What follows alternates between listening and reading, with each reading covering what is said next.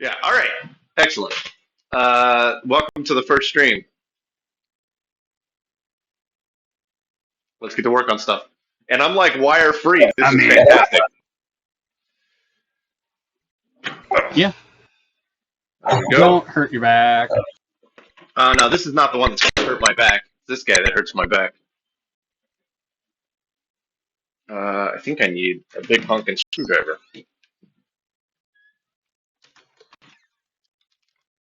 You know, considering it's at 100% CPU usage, it actually is not dropping as many frames as I thought it would.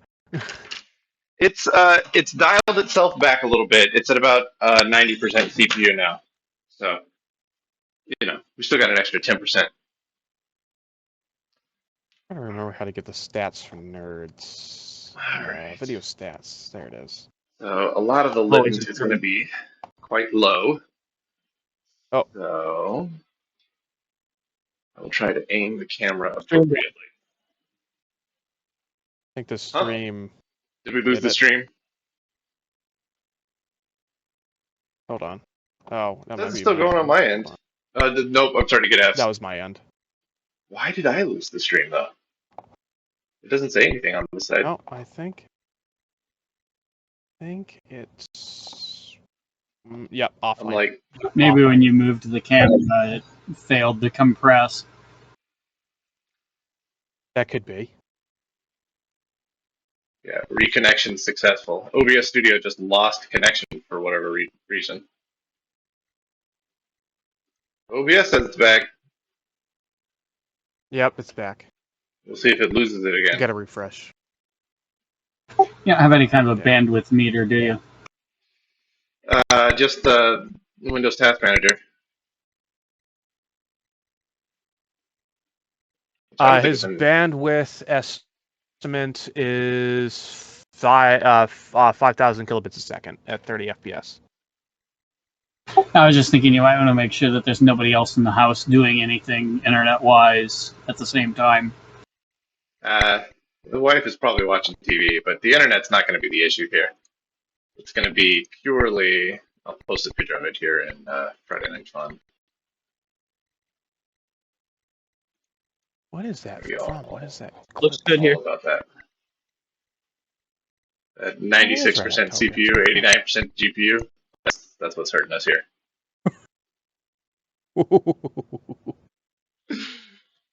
Yeah. All right. We'll keep soldiering on. OBS does say that I have dropped 59 frames total so far.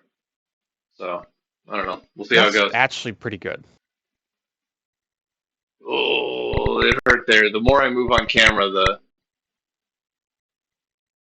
spottier it gets. I'm dropping a lot of frames. I would say drop the Discord if you have to. Discord video. Yeah, I may have to drop the Discord virtual camera. You guys may just have to watch on Twitch and then mute Twitch if you're listening on Discord.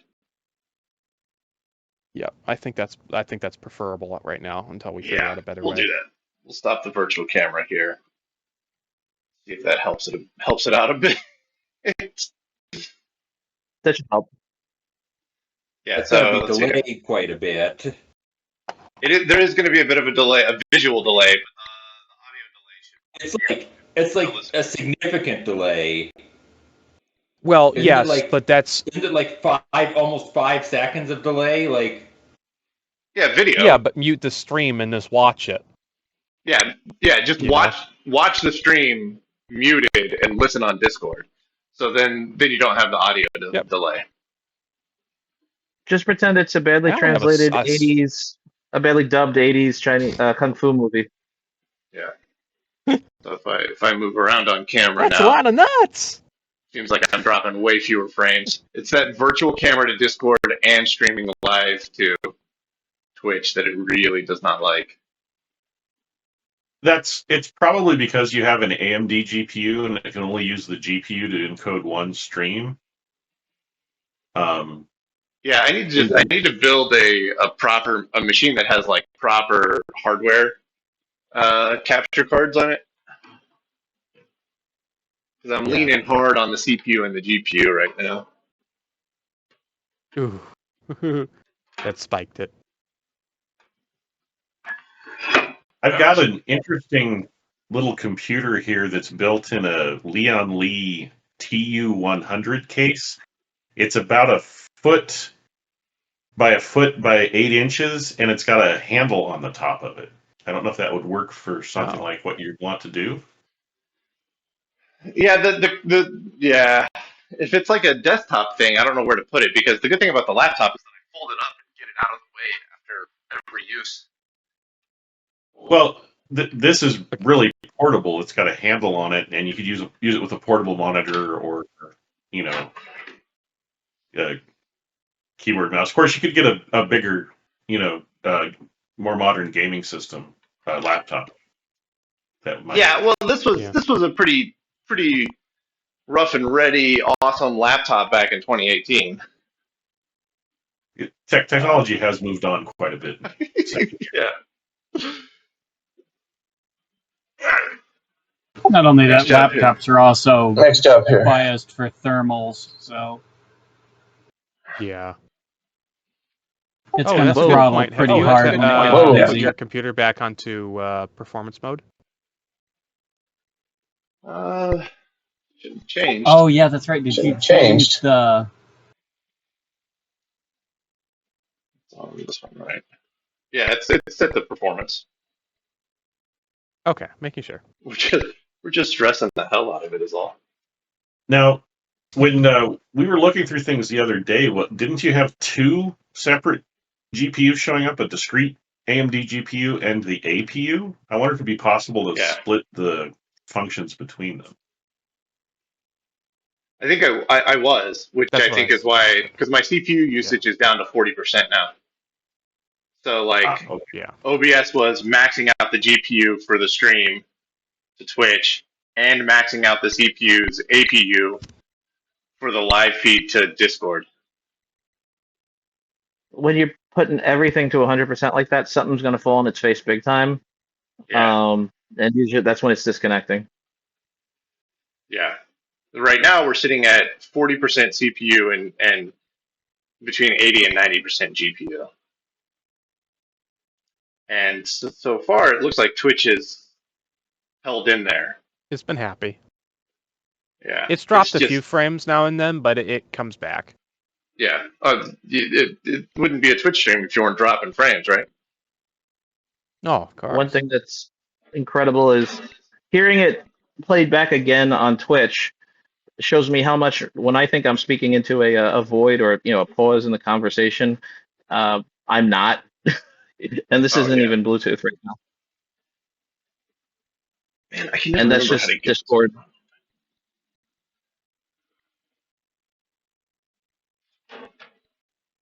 This front is always such a pain to get off, but I feel like we do need to get it off. That's what she said. No, it's so hard to get the clothes out of there. It's not it's got to be a front loader now. That's Somebody right. write down instructions as we do it for next time.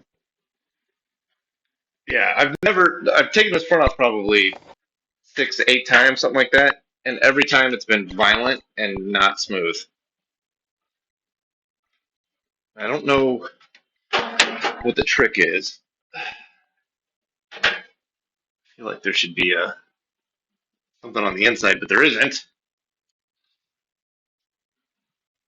Of course. I mean, it's not necessary that we get it off, but I would prefer it gives better access to some stuff. If I were going to hide a catch on this somewhere, I would hide it down low on the front. So on the bottom here, it's got little feet that hook in. So the top has to come out and then it pulls up. So there isn't really a catch down here that I can use. Yeah. Yeah, and every time I've had it out before, it's always just been kind of like a brute force thing.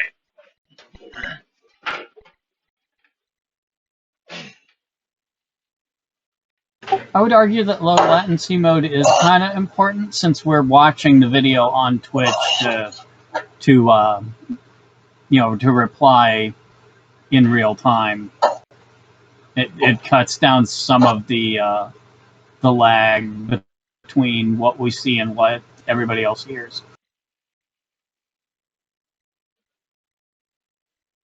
Yeah, I don't even know if low latency mode is on. I don't even like OBS doesn't really give me that option. Low latency mode is client side, not server side. Oh. Meaning it's for us, not the streamer. No, he was asking if it could be forced disabled from the streamer's side. No, it's a client side thing if your computer isn't happy with the stream.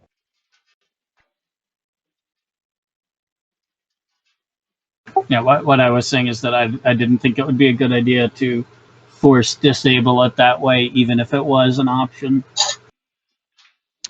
Yeah, but it has no bearing on the streamer's computer.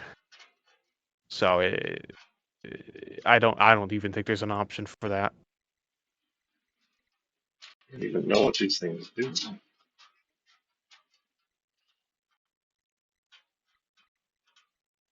Is? Oh. What is Oh, it's on Discord itself. Interesting. Okay.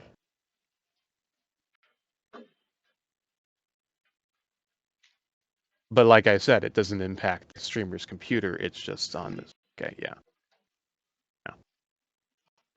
I wonder why they make that an option.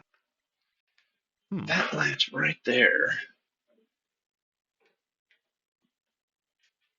There it is. Wrong lever. Yeah, now see if there was a hidden anything, you would be able to see it now, and I don't think there is. Yeah, it's just there's it's sandwiches in between the two things here. So you got to spread them apart and then slide the thing forward and then up in order to get it out going.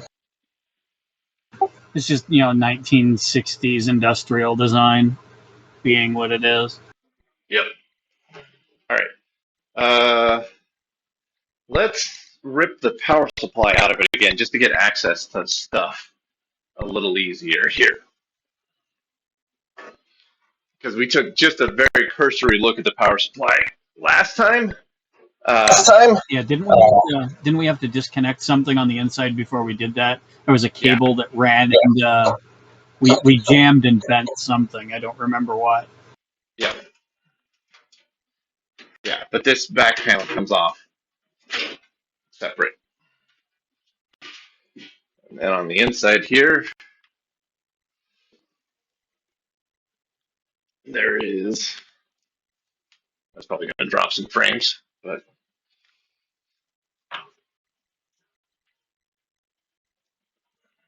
there is this plug here that's got to come out. I remember it was that one that sticks straight up in the back. Yep. And it's loose actually still, I can feel. Yep, that's the one we messed up last time. Yeah. And I totally missed it because it wasn't actually, like it doesn't connect, it's just a jumper on itself. Yep. So we could actually just, I think it's my guess would be that it's a 240 or 120 volt jumper. Yep, that's what I was about to say. I bet that's the voltage select, just like on the PDP-11.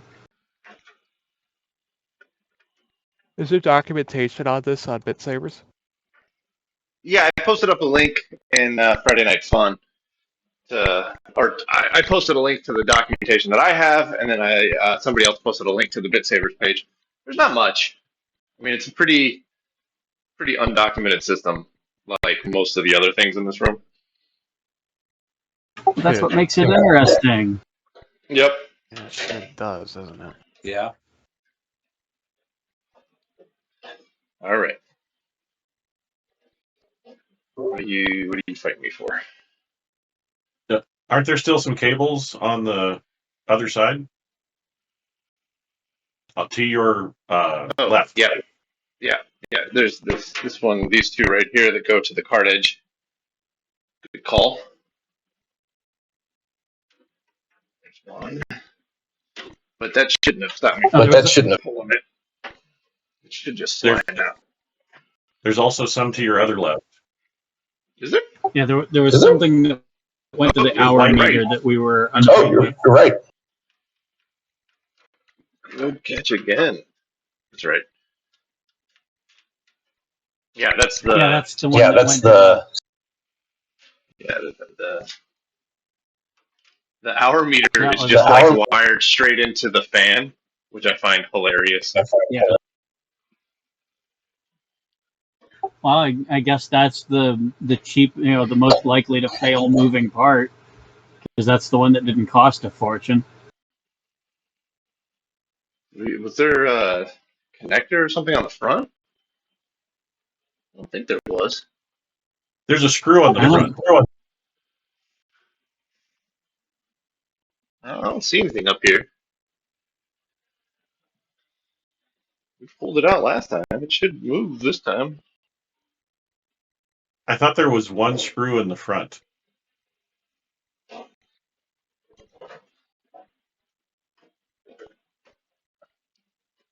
There's something. Yeah.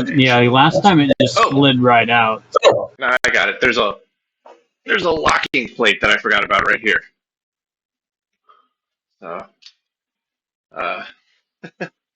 see this? Oh, all right. Yeah, I see it. Yeah, there's a locking plate right there. I gotta get it. I gotta get a proper wrench now. Oh yeah, now that you guys are mobile, you can hear me out here hunting for tools. Yeah, it looks like a 9/16 from over here. Yeah, just make sure you warn us before you go to the bathroom. Yeah, I learned that at work actually the hard way. Or not the hard way. I learned it early, I should say, because I am not keen to having people listen to that disaster. All right, my guess is That was a it's fun thing. 7/16. That was a fun thing in theater when you had 15 body packs on actors and you didn't know who would be on and off it. All right, if you didn't hit your marks, somebody would be in the bathroom with a mic. Yep. There was one of the VTubers had a heart monitor, forgot about it, and went to the bathroom, and chat went nuts. It was like all of a sudden you saw their heart rate go to the moon. Fighting for their life on the John, huh? There we go. I guess they were doing some heavy lifting. Hey man, sometimes that's hard work. Yeah, this is where I need that. Who's got that comic of Grover saying, "Me not want to go out like Elvis"? Me, hold on. Or no, it was I'm the one Cookie that Monster. posted that. It was Cookie Monster. Cookie Monster. It's on this phone, actually. Hold on. Where's my iPad? I don't remember. Squeak. Yep.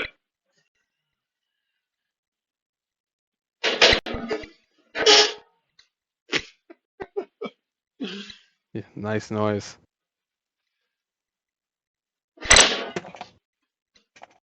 Nice and quiet. Oh my god. Oh wow, that thing's. It's like taking out a safety deposit box. Just keeps coming out of the wall. So long. What I was saying last time is if you look at the way the rails are set up, this looks like old avionics trays. Yes, it does. Yep. Yeah. Yep. It's not like Litton ever made avionics. Oh wait. Not at all. Not even. No. Not. This is so silly. Like this group of wires here comes from the power supply itself and plugs into the power supply. But you got to unplug it and lay it flat to get the supply out. I wonder if that goes to some optional supply or something. I think that might be just the connections. Yeah, there we go. That's the one I was thinking of. Capacitors here. Oh yeah, that's If you have just no idea, the connections out here to the capacitors. if you have no idea what I was referencing, look in Friday Night Fun. Avery found it. Yeah, I was originally the one that posted. I don't remember where I got it anymore.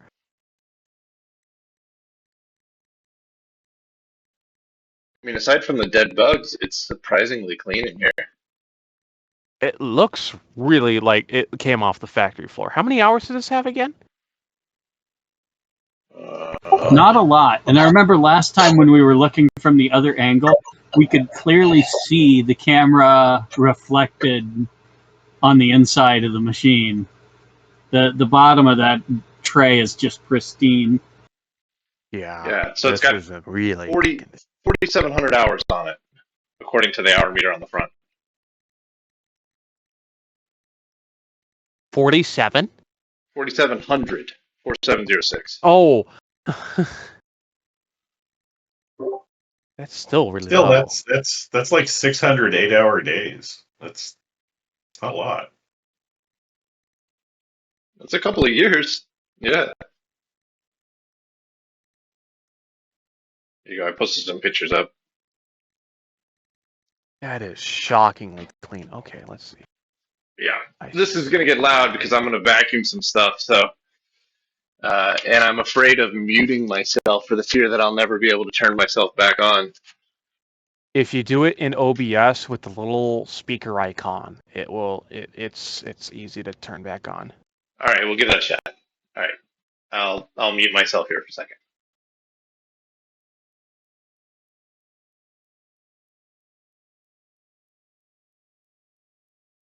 No, it did not. Not in Discord, but you know, let me. Oh, we're hearing it through Discord. It's not. Yeah, hold on. Well, I can mute you if you want. Till you're done. All right. Oh, the Coke bottle caps will be fine. Yeah. Well, actually, Pentium had to buy new caps for his 4-phase because they rattled like a maraca, and they're soda cans, Really? and they're Mallory as well. Huh. I have literally never had any of the big Coke bottles ever fail on me. And I have started some truly ancient crap. If it was Okay, there we go. if it was in a very hot, dry environment, maybe it cooked the electrolyte out. Yeah, About that maybe 4-phase, it was found in an abandoned carport and was out there for so long it had sun-bleached boards. Yes, fun. that would do it. Yeah. That sounds like maybe ultraviolet light corroded away the rubber seal at the top. Could be.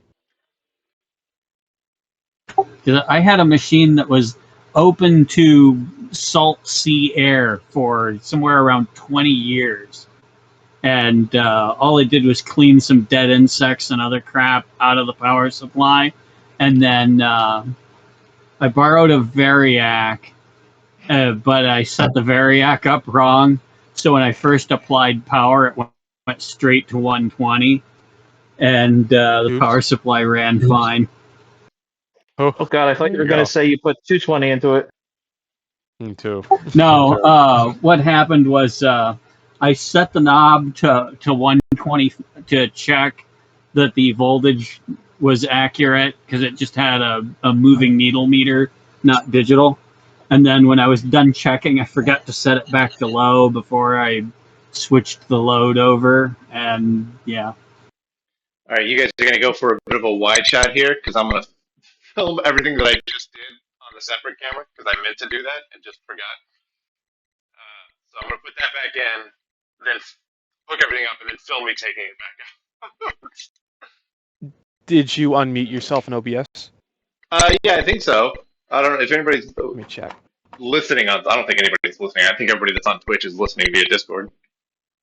I don't know. What is my Twitch? It's working. I don't even know how many Twitch viewers I have. No, you've got audio on Twitch. I checked.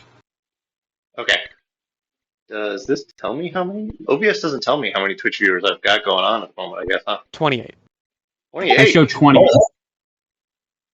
Dang. All right. Let's go. Yeah, somebody there says they're not listening on Discord, so. Oh, heck yeah. We got one proper listener on Twitch. Go you. I don't know who's you. Who is you? Asentai. Yes. Yay. Go you. Go Azentai. Azentai? Say it fast, you'll know the joke. I still don't know the joke.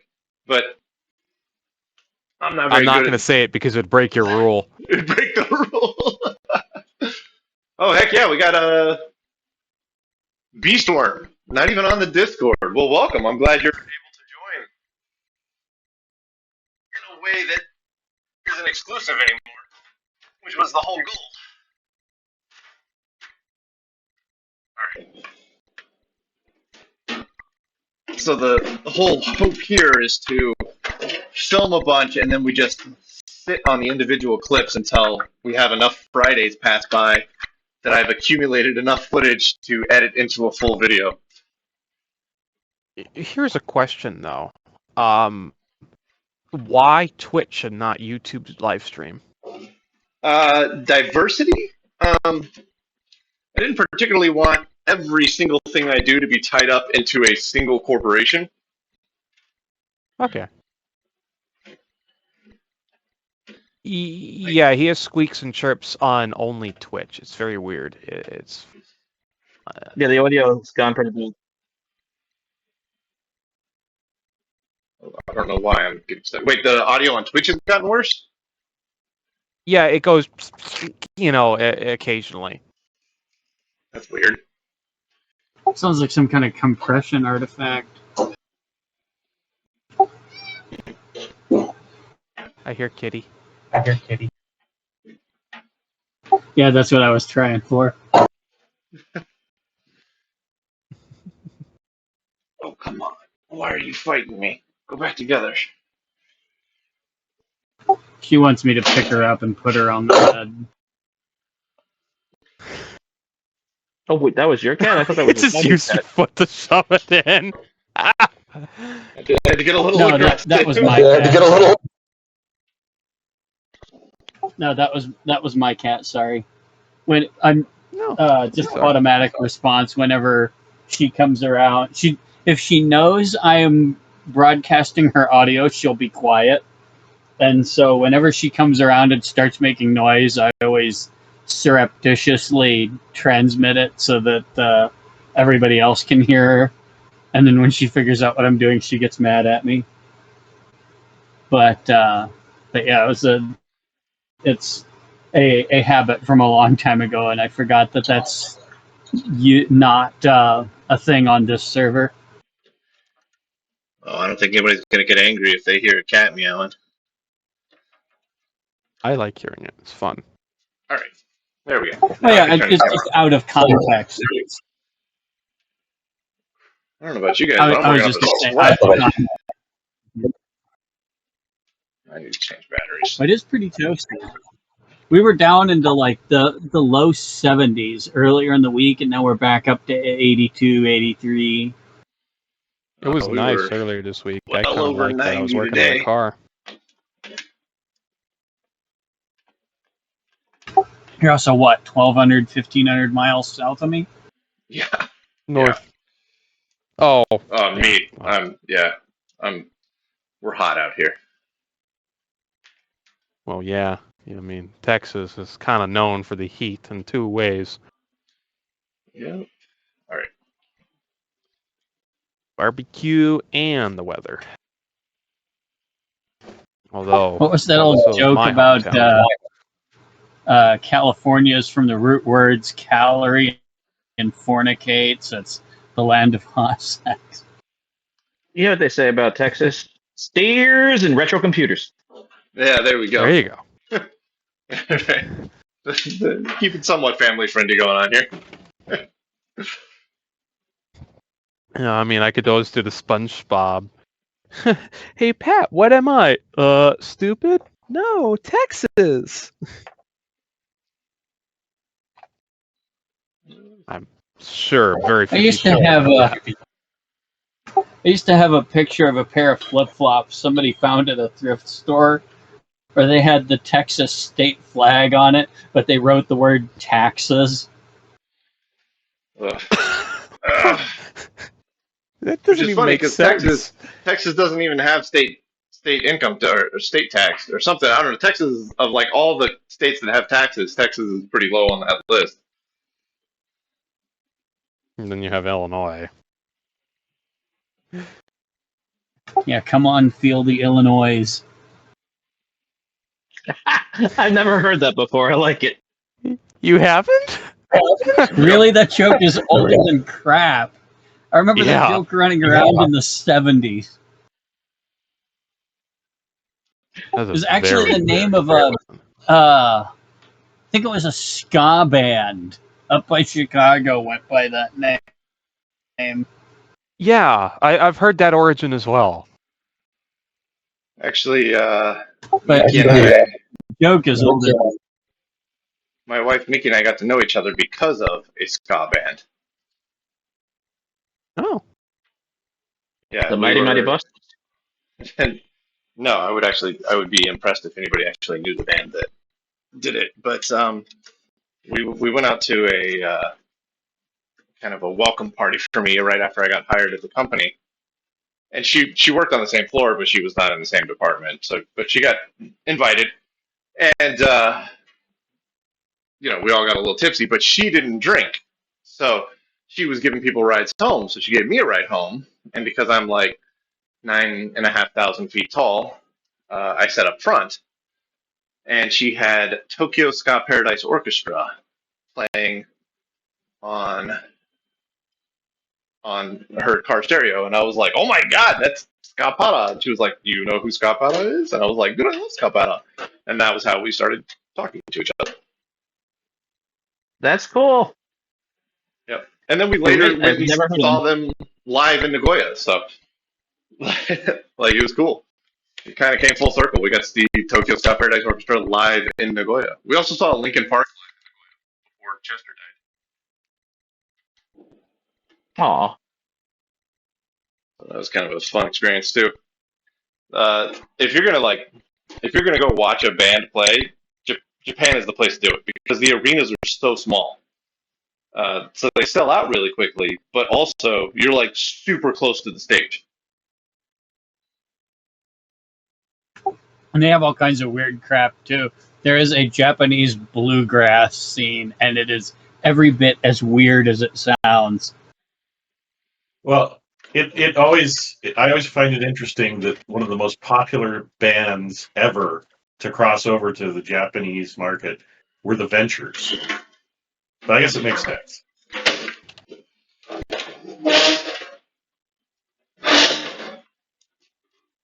From England, I mean, Queen was big in Japan. Queen was It huge was in very Japan, big.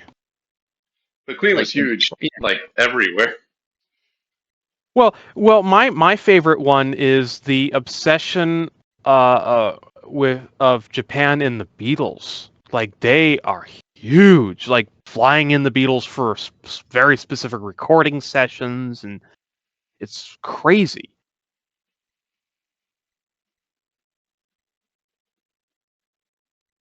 And takes their music seriously. Yeah. Well, Like I was so. Oh man. one of my favorite bands lately has been Baby Metal. They're just Oh my gosh, this thing I didn't realize it before. This thing is ferro resonant. Oh. makes Got a sense. big ol' honking ferro resonant transformer right here. I was wondering why it had a big AC capacitor down there too. So it has that AC capacitor for the ferro resonance. Yeah. I love ferro resonant transformers, man. You just like throw anything at them, and they're just like, "Yeah, I'm cool." By the way, David, I gave you a link, or I pinged you with a clip of what we're hearing on Twitch. Okay. I don't know. I guess I can mute myself and unmute myself. Or If just that listen to fixes it on your it. phone or something. Well, no, I don't think like, that's I it. don't know how to fix it. Like, I don't wouldn't know, know but how I'm to just letting you know what change it it. sounds like, just to hear, just so you know. Because it could be anything. Because it's not happening on Discord, but it's only happening on Twitch. So it might be in the OBS recording too. Yeah, we'll find out. I mean, there's a reason that I'm recording stuff separately on the actual camera, and I'll voice over it later for the actual video that goes up on YouTube, for the edited video that goes up on Yeah. YouTube. Right.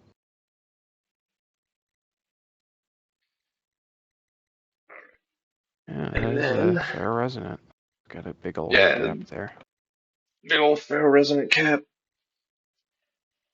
or ferroresonant transformer with a big AC cap. I mean, we know the mystery's not here. We know that the power supply works fine. Yeah, you had it powered on before. Well, as far as we could tell, But not it with was the drum. working fine. with the drum. It may have some wicked ripple that we don't know about because the machine was being weird. Yeah, or we could be missing a rail, like, entirely. Like, we could Yeah. have one of the primary rails, but we're missing like a bias rail or something like that. Was it trying to execute code when you had it powered on? Yeah, it looked like we were getting about 4 instructions out of it before it went into a halt. You didn't have the drum running though? No, the drum was spun up. No, the No, drum was spun running. up. The drum was running. Yeah, Like the you drum said, you was didn't running. have it. It's noisy. Drum was running. Everything looked okay, but the problem was is that when it stepped, it wouldn't step consistently. Uh, Yeah, so we definitely have, but that could be like, sure, we could have lost a voltage rail, or that could just be something as simple as we've got a bad IC somewhere.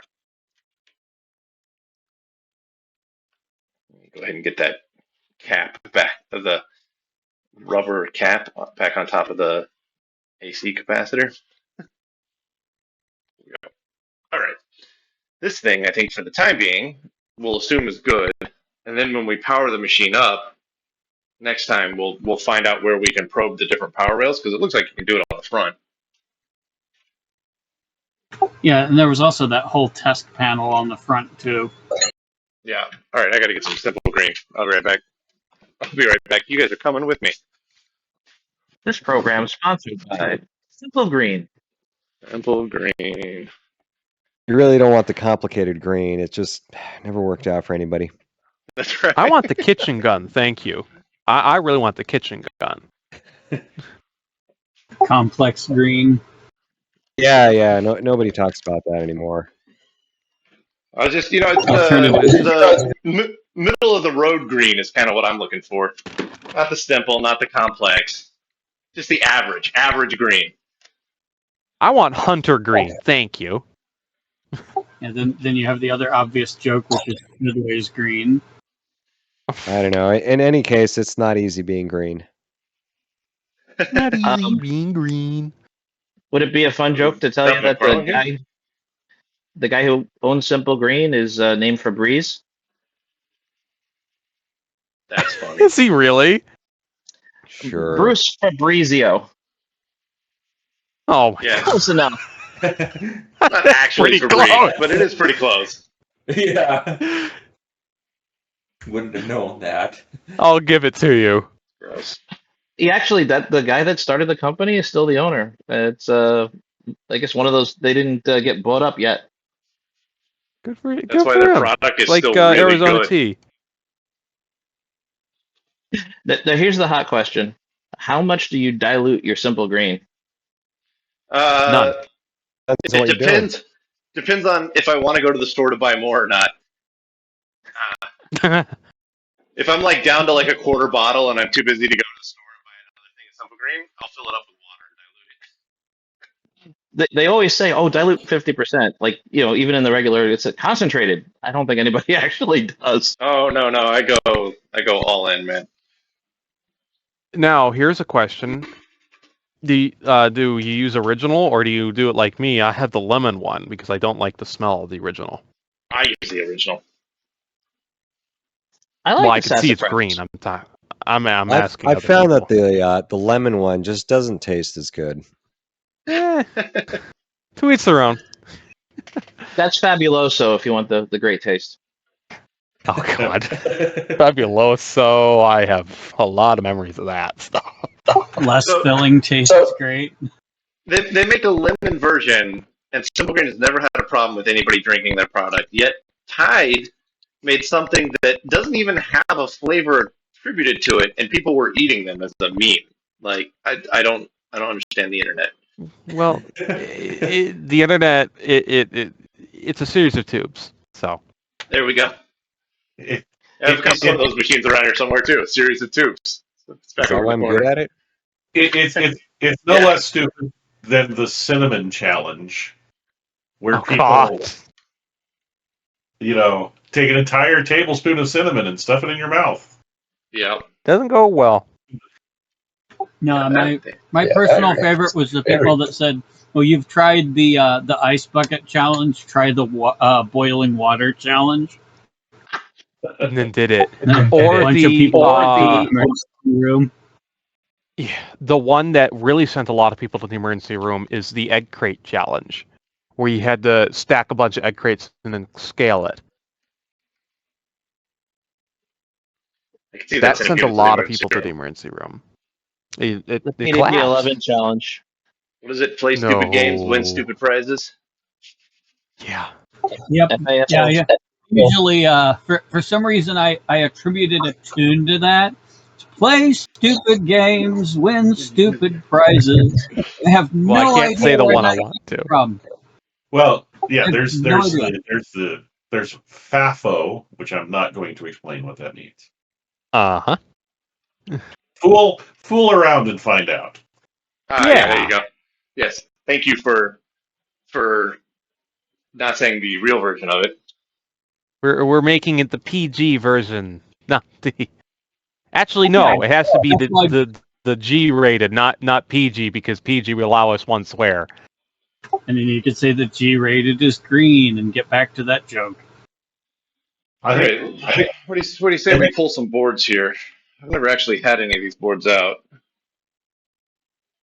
Oh, you're pulling them, not just leaning them out.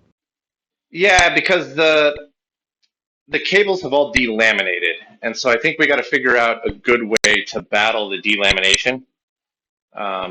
And there's no way I'm going to be able to do that with the boards in the actual machine.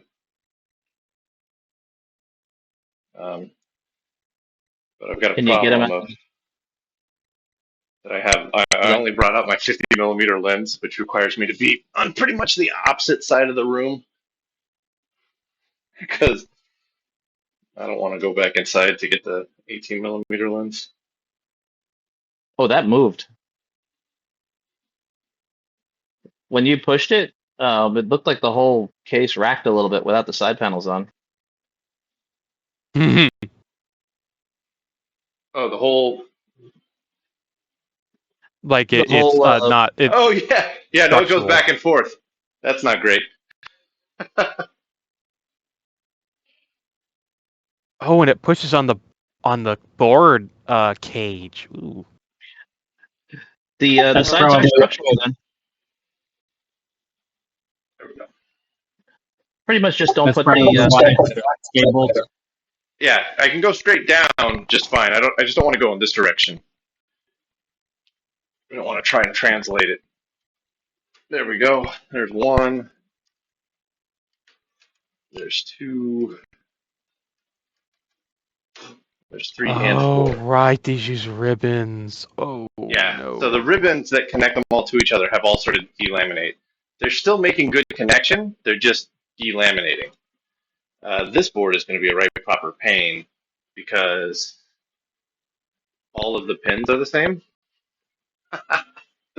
Oh, that is atrocious. Well, Yeah, masking question tape just and a came up.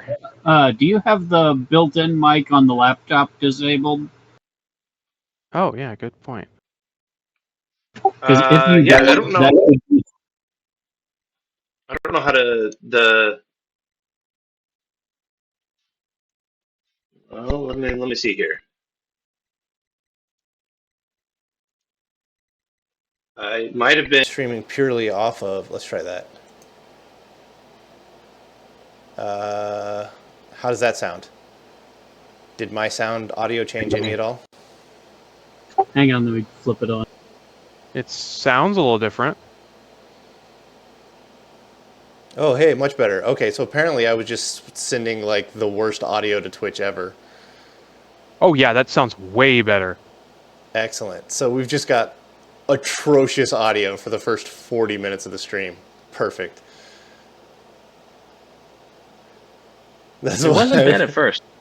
It went down. Well, kudos to everyone that stuck around through all the Yeah. audio trouble.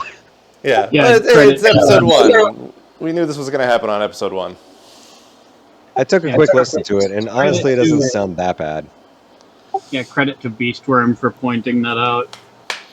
Yeah, There we go. That might be why. I didn't even think of that. When I did the test recording earlier, I was like, I sound super tinny. That's probably because I was coming through on the laptop microphone.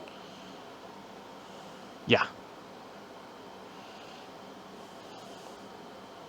It actually sounds better than Discord. Yeah, but then you get a Yeah, 5 or 6 second delay. Discord should be going Yeah. through the same. It should sound exactly the same as on Discord. It's Discord's compression and all that. Because on Twitch you have none of that, so it's just a raw mic. Okay. Am I any louder or That's quieter? It should be about the same, I think. Level sounded about the same when I checked it. Okay. Yeah, it sounds the same. I just Yeah, unmuted as and in- checked. Excellent catch, Beastworm. Thank you. That was me not fully understanding how to set up OBS, because OBS was just defaulting to the laptop microphone. I'm surprised it was picking up any audio at all. I mean, it's a fairly quiet room, I suppose. So it probably sounded a little echoey.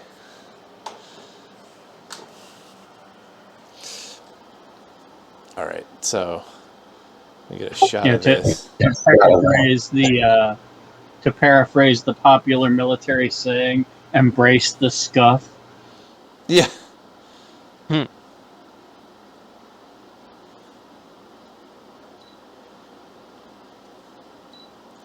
So Litton, in their infinite wisdom,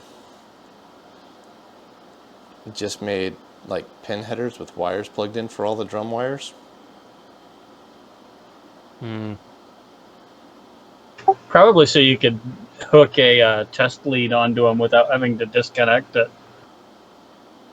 Yeah, that works great, but if you have to pull the board out, it's like a legitimate problem because... Let's see if I can get the camera low enough here.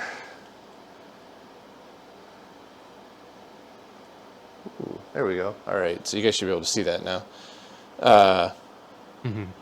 So there's 4 wires. Looks like it goes green, black, red, yellow. And they Grab do... your phone, take a million pictures. Yeah, they don't necessarily follow the same layout. This one is green, red, black, yellow.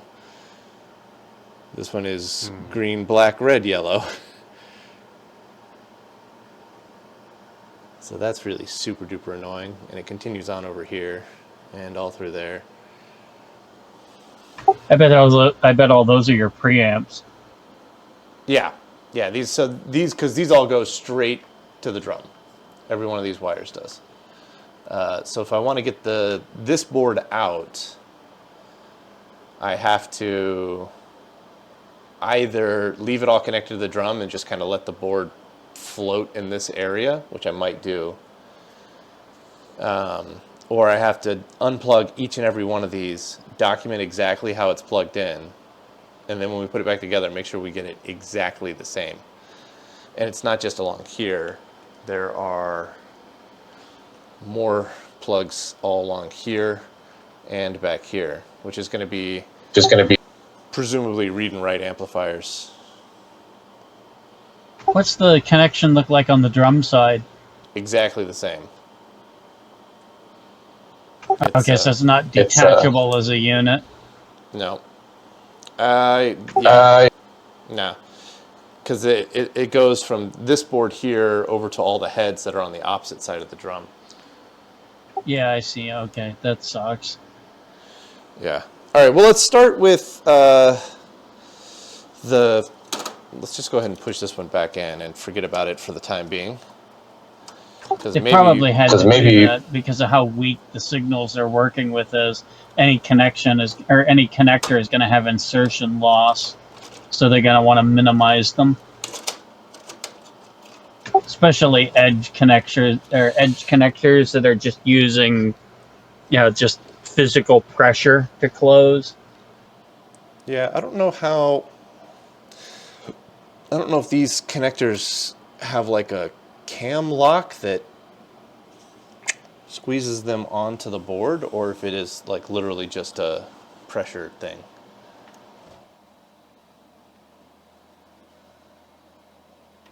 Yes, that is flex flat. Yeah, I bet you these And things. the layers are. The issue that we're looking at is that the layers are delaminating. Yeah, you can see it right here. There really aren't very many boards in that. I thought there'd be more. No, there's just the four main boards here, plus a power supply, or I don't know, maybe not a power supply. I don't even know what this board back here is. It's got a bunch of little bitty transistors on it, and that's it. So You have to remember this machine is. You have to remember this machine is essentially a sequencing tabulator. Yeah. Random thought. Packing tape. Yeah, that was what I was going to do, is packing tape them, but I got to get them out and clean to do that. But it is Turing complete, though, isn't it? Yeah. Yeah. Yeah. It's because you're doing any tabulator. I think by definition. Program, so you're doing most of plug board. Yeah, you're doing most of the heavy lifting with the rotating drum. Like your rotating drum is covering a lot of the computational power. Like if you need to do a bit shift, or if you need to do addition or subtraction, you can do that by, picking up and laying things down by just changing the timing of how you pick them up and lay them down. Oh, does this use the drum as a delay line as well? I don't know that much about it, but I do know that it's. I thought that was rather unusual. That's like specific to the G15's drum, because I was pretty sure like a lot of drum machines just use it more like a disc than they don't treat it as a delay line. They're not erasing stuff unless it's actually being written. I have no idea. It's got to be like a cam lock thing. Let me get a pair of pliers. At least as I understand it, the G15 is modeled on earlier delay line machines. Yeah, the G15 is indeed modeled on a delay line machine. But if you got a drum, you can use it. I mean, I'm gonna be honest. I have no idea how Litton is using the drum on this thing. I haven't done much reading onto the theory of operation about this thing because I didn't really know when I was going to get into it. Well, like the manual at least suggests that the OS is permanently installed on the drum. Yeah. So that would imply that the drum is not being used as a delay line.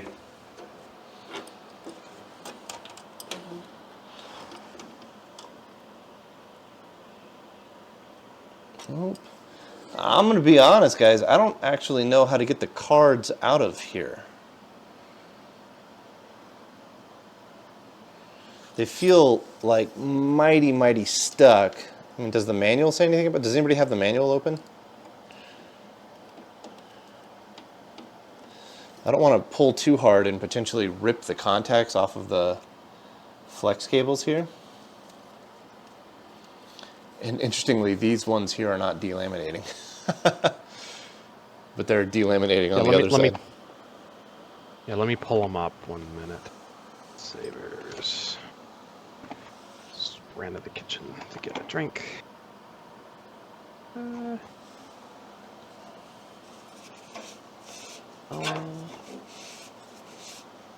Where's my simple grain?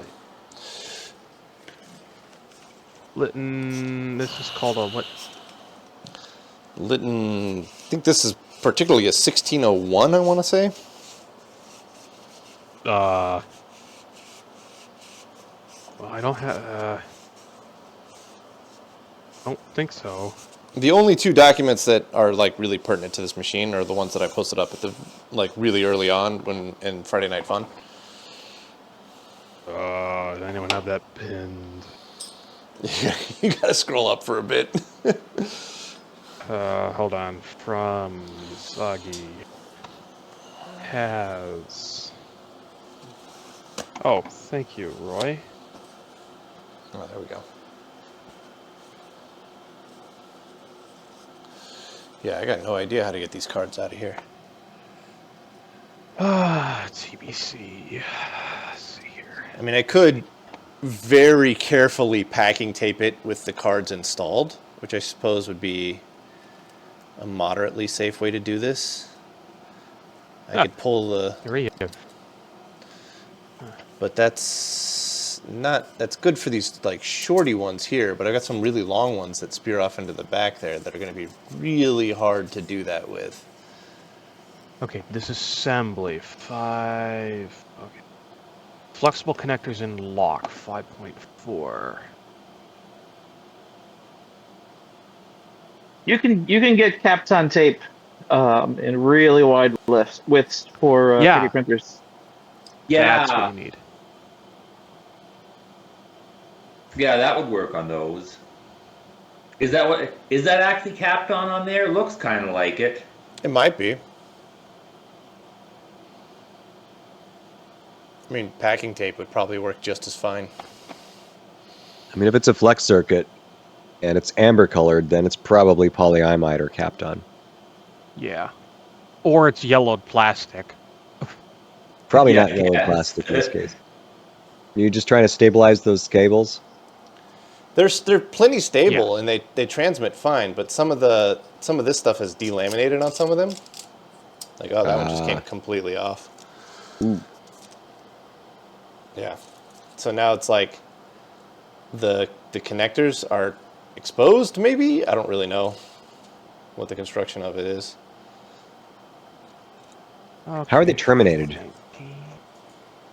Oh, They wrap around the card edge, or do you mean like? Oh, wow! Resistor terminators. That is cursed. Well, okay, are they tube are they held on in a connector body of some kind, or are they just like staked directly to the board? Do they have like solder connecting them? No, they're not solder connected. They wrap around the card edge, and then squeeze against both sides of the card edge. Well, there's a piece of plastic in like a C shape that holds them in place. Yeah, that would be my guess. Usagi. Oh, no. Look in chat. Yeah. Is it so much worse? Oh, no. It is That's way gonna be worse pain. than ever possible. Yeah, that is cursed, that's for sure.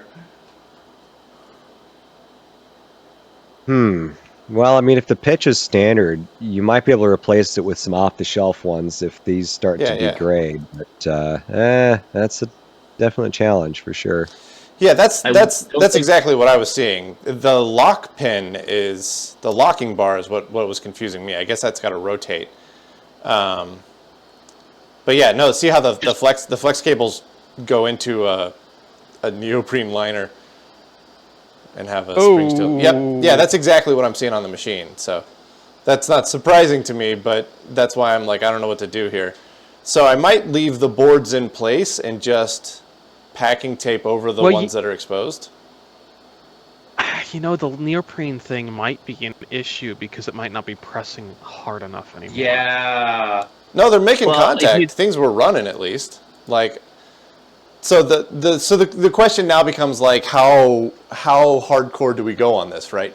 Like, do we remove everything completely down to the bare bones and rebuild these connectors up from scratch to be perfect? Or do we go, it's mostly working, let's just continue without disturbing the status quo, and then troubleshoot what's functional and what isn't later? My When we have the suggestion: machine do spun not up. pull those. Don't pull those boards unless Yeah, you are ladder. completely ready to replace that flex. Yeah. Yeah. So I think what I'll do is the ones that are delaminating, like you can actually see the color difference actually. So like this one delaminated completely. That's this one that fell off here. So I think what we'll do for that is we'll just take a piece of packing tape, stick it to it, and then just trim it up, and then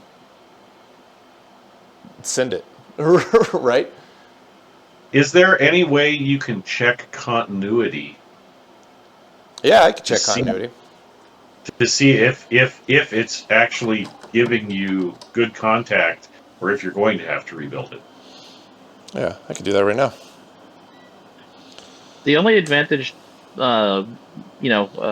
Kapton over packing tape is high temperature first, which you don't care about, but the adhesive probably will last longer on modern stuff if you get good Kapton tape.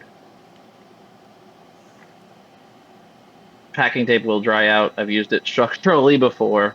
It'll take 10 years, but Yeah, I got Oh man. 0.5 This is- ohms, 0.3 ohms, stuff like that. I got great connections between the two. The way this thing describes these clamps is like space. It's like, oh, we invented the best thing ever. Steel spring clamps are notched at the ends to fit between and under the guide pins. This prevents the slide movement of the boards, and it also prevents the clamps from being lifted out of the frame bottoms when the board is pulled upward.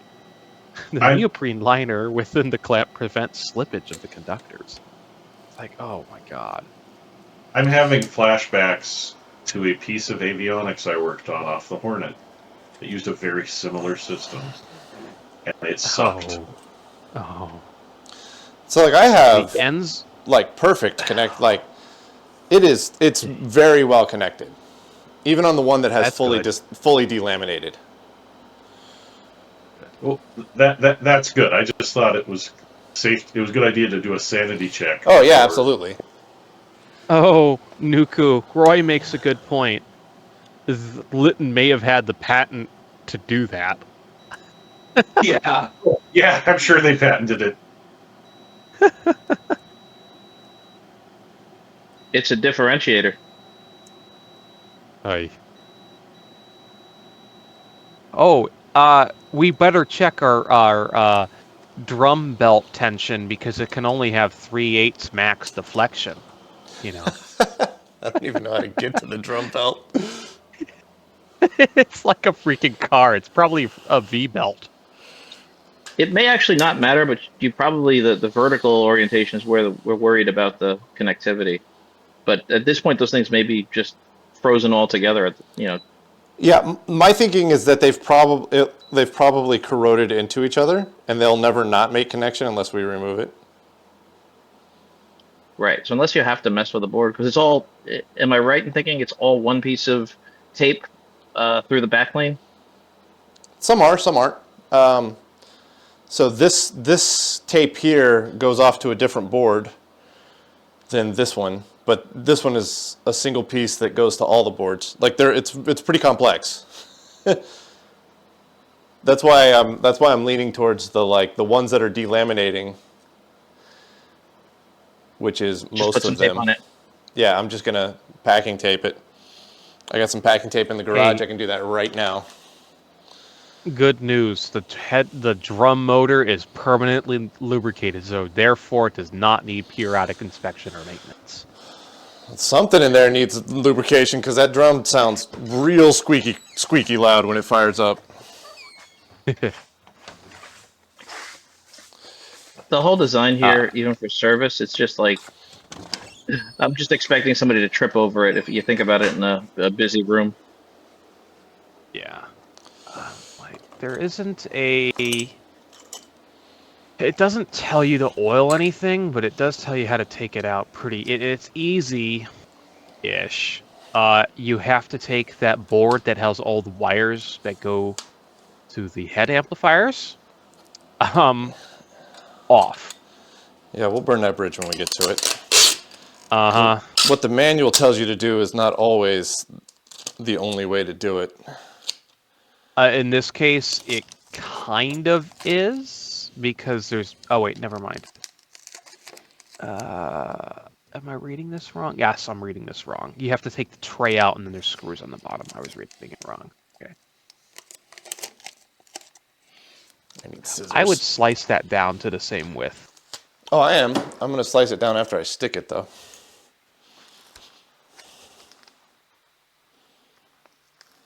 So that way I can get it to the perfect width.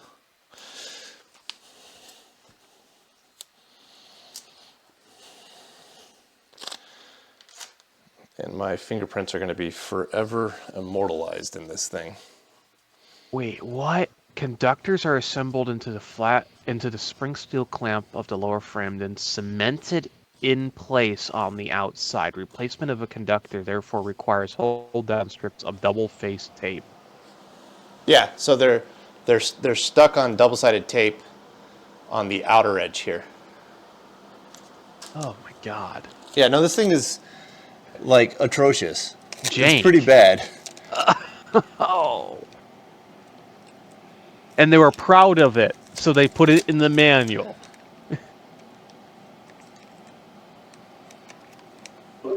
Well, you definitely do not want to pull those cards out of there. Yeah. I'm of that same opinion now. So we're going to do everything we can to not do that. Yeah, unless that's your only option.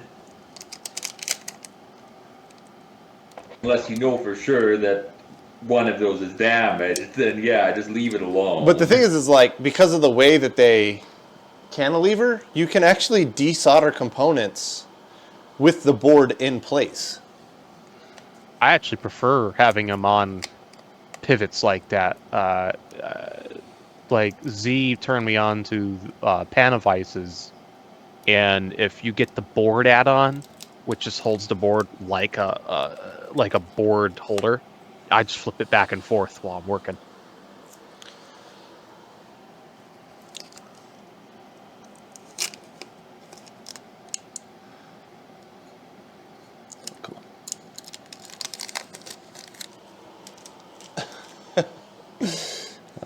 This is tedious.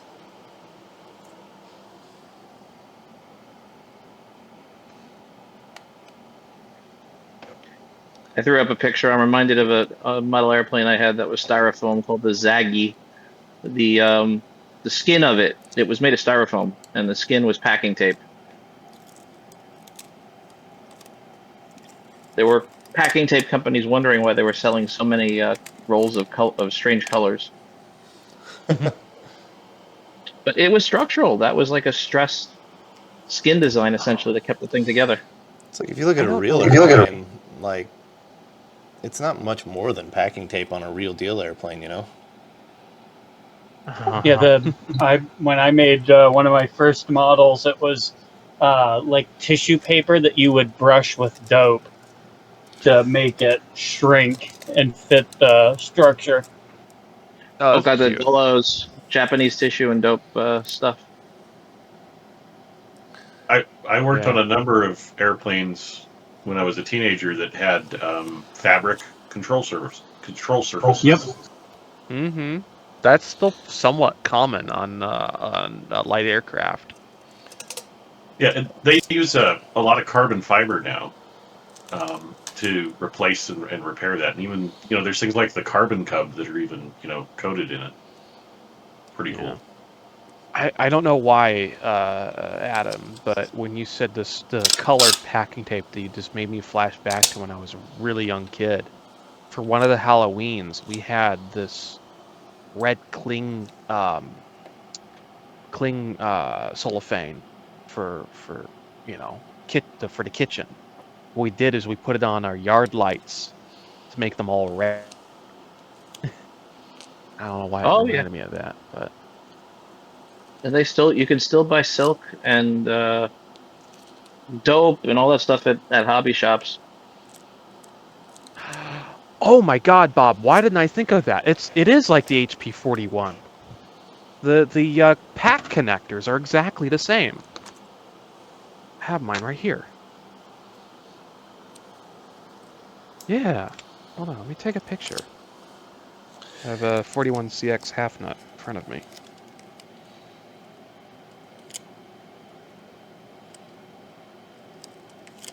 Actually, you can still buy nitrate dope. Holy crap.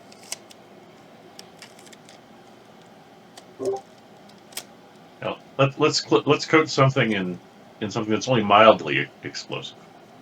Mildly. Mildly, he says. And has an alcohol burning engine on the front of it. Alcohol nitromethane. Ooh.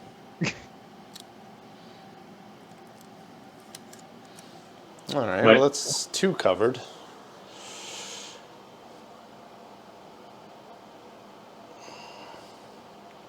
Okay, Yeah, a I little feel much better Spitfire. about those. So there's what, 9 of them across What there. is So and you've Discord got doing? 4 boards. So only 36 of them to examine. No, some of them are Be still right good. back. Like, this one hasn't delaminated at all. So Yeah, that one, I we're solid. That Is one's it still pretty solid. These 2 have delaminated. is it truly delamination or is just the adhesive that was on that? Was it originally tape that just the adhesive went? I think it is. I think it's just originally some kind of tape that they stuck to it. It doesn't feel like it's delaminated. It just feels like tape that's falling off. So it probably is just capped on tape that they put on there. And it would probably be fine with it removed. It just might corrode or whatever after so many years. More, you don't want to risk something falling on there and causing disaster. Yeah.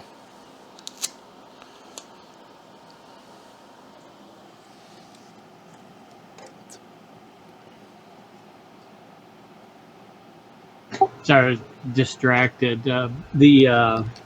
Speaking of fabric-covered airplanes, somewhere at the airport I used to take lessons at, there's a Polaroid that was taken of me standing up inside of a me-sized hole in the wing of a Piper Pawnee because one of the ag pilots was out doing his thing and found out the hard way that the farmer had moved a light post and not told anyone, and he struck it coming out of a turn and gouged a big section out of the leading edge of the wing. Glad he got back from that. Yeah. Oh yeah, those things are indestructible. But anyway, he flew it back to the airport and he stole the handle off a broom and taped that inside the leading edge of the wing, and then just ran a bunch of laps of duct tape to cover the hole, and that got him put back together enough to fly it back to his maintenance base and have it fixed properly. Just by luck of the draw, it hadn't actually hit any of the ribs. It was just kind of pushed one to one side, and it didn't hit the spar. The fabric just peeled back, and it looked like a big gory hole. But he said that all it did was there was just a little bit more drag on that side. He had to use a little more elevator or a little more rudder, but he didn't feel anything in the ailerons or elevator. So That's good. Hey, tape is used surprisingly often on the outside of passenger airplanes, so Well, that's speed. that's speed tape. yeah, it makes it go faster. Oh yeah. Yeah. It fills up the speed holes. It makes them go slower. What are you talking about? Yeah, now speed tape is also useful in retro computing because I have used it to manufacture end of tape and beginning of tape markers for 9-track tape. How flexible is speed tape? Is it like really thin mylar? No, it's really thin aluminum. Yeah. Oh, I might have to get a Yeah, roll. I have I'm a looking for speed that. tape repair to my desk right now. The wood on my desk started to splinter, and I got sick of getting splinters in my arms when I touched it. So I ran a lap of speed tape over the splintered wood, and it's been holding up for about a year now.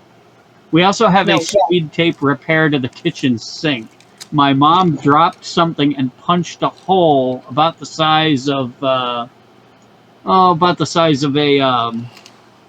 like the inner diameter of a ballpoint pen tube. Punched a hole all the way through it, and so I put like a 1 inch square of speed tape above and below the hole. The one above came off a while ago, but the one on below is still holding on, and I'm kind of curious to see how long it takes for it to fail completely, so we're just letting it ride. But it's been there for about a year and a half now. That's so quick. Not having used actual speed tape, how does it differ from aluminum foil tape, like would be used in HVAC? It's a better grade of aluminum. At least that's what I was led to believe.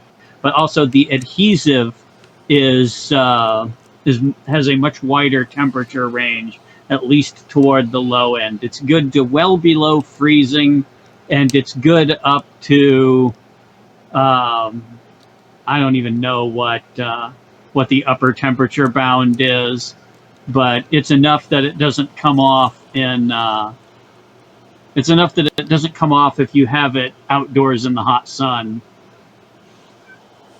It also comes in various thicknesses. There's the stuff that's like thin foil, and there's stuff that's, fairly thick and substantial. Yeah, I just when I needed a roll of it, I just went over to the FBO and said, "Hey, sell me a roll." Oh yeah, yeah. It's the military uses the heck out of it too. There was a rumor that they fixed the wing that was blown off of an A-10 by using speed tape, but I wouldn't be surprised. Correct, but Those all look good.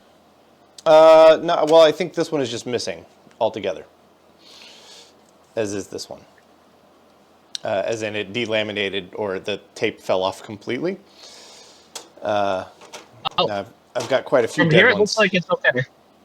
Yeah, the one that I'm more worried about is one of these guys down here that goes that way, and I don't know where it goes under there. But I can see that it's delaminated pretty deep in there, and I can't get my fingers in there to do anything really about that. Just slightly annoying. These came out nice, though. So we'll do that for the rest that we can get to. For these guys, I was trying, that's the reason I was opening all these up, is because I was trying to see where those two go. Because I think they might go up to... Which ones? I think there's a diagram. Here. Which two? So on the frontmost board, or the outermost board, I guess you would say, it's the two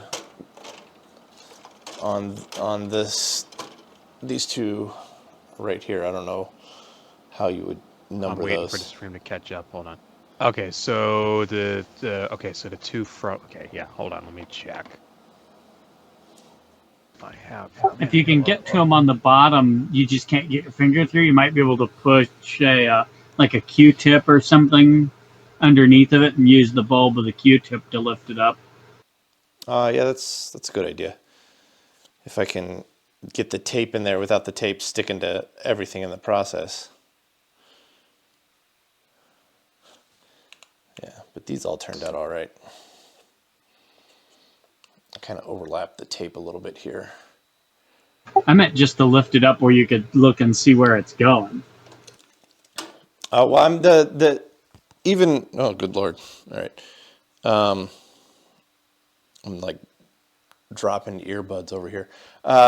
Even if I can see where it's going, like I can't reach it. Silly question. Does the cage come out as a unit?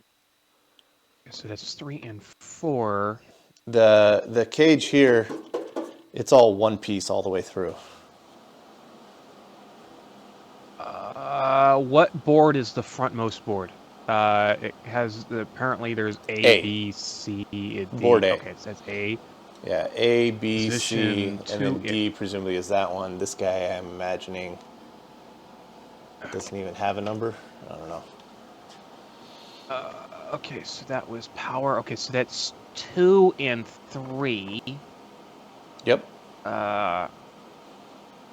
on. Or is it, if you're starting from 1, It goes P1, 1, 2, 3, 4. The first connector is P1, then it goes 1, 2, 3, 4. Got it. So that's 2 and 3. Because it's power, and then you got P2 on the far end there. It's actually marked. There's silkscreen on here, so yeah, it is 2 and 3 on board A. 2 and 3 goes to board F, position 3 and 1. Where's board F? I don't know yet. I'm trying to figure that out. So that's board D. I didn't even know there was as many boards in here to get up to an F. Well, H is the one on top of the motor. Okay. I'm trying to find where they show which one's which, because so far I haven't found that. Board F might be the power board over here. Or the board that's next to the power supply. I don't know if it's an actual power board. I think that's probably it. And there's nothing else in here. It can't go anywhere else. Unless there's something, no, because there's nothing between the drum. There's nothing underneath the power supply. Okay, okay, hold on. Okay. A is the first B. F is that one hanging out in the top on that hinge. Yes. Okay. Yeah, so there's Let me throw a picture in chat. I got you. Here. Yeah, so those cables have actually I have delamination problems with those cables up here already. Like this guy here, that's a bit of a concern. Because that one's a power one and it's flat up against metal. That could have been a problem. And then I'm going to give you the destination and all that. It gives you a nice little layout that tells you where everything goes. And unfortunately, it feels like we're going to need to take the drum out to service those cables appropriately.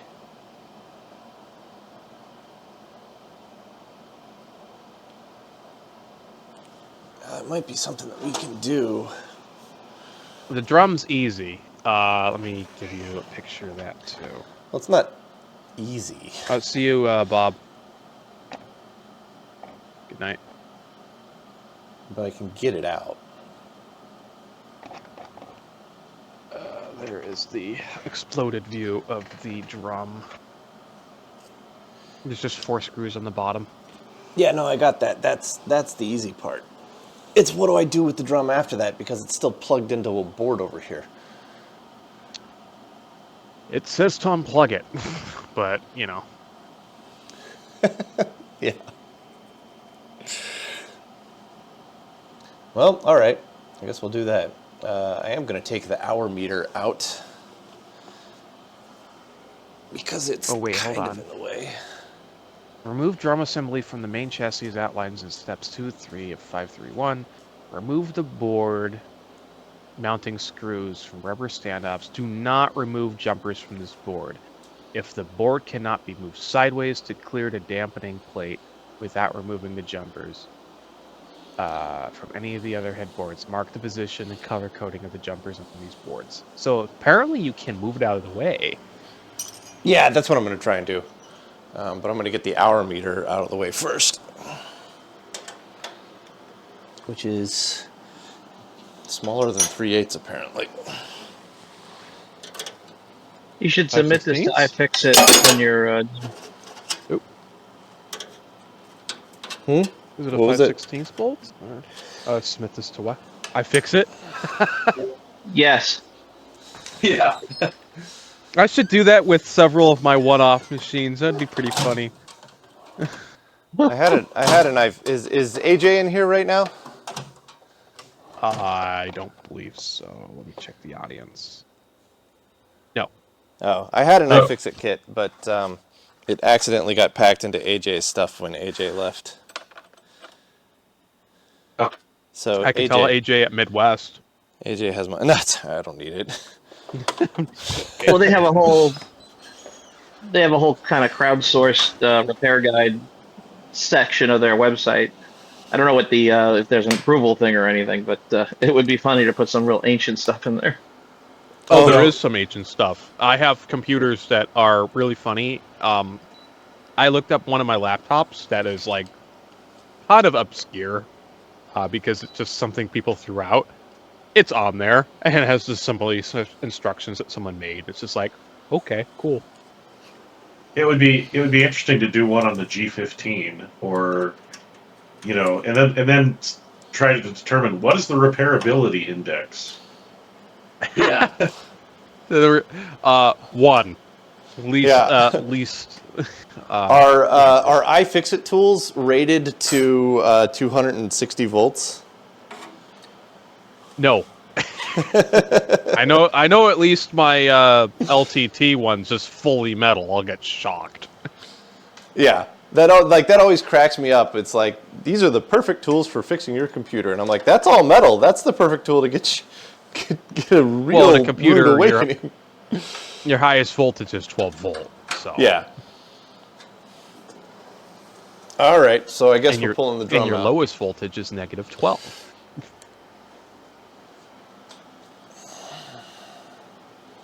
Oh, did I not record that? Am I just like super duper dumb? No, I got it. I'm sorry. I'm projecting my dumb on you. It's unfortunately working.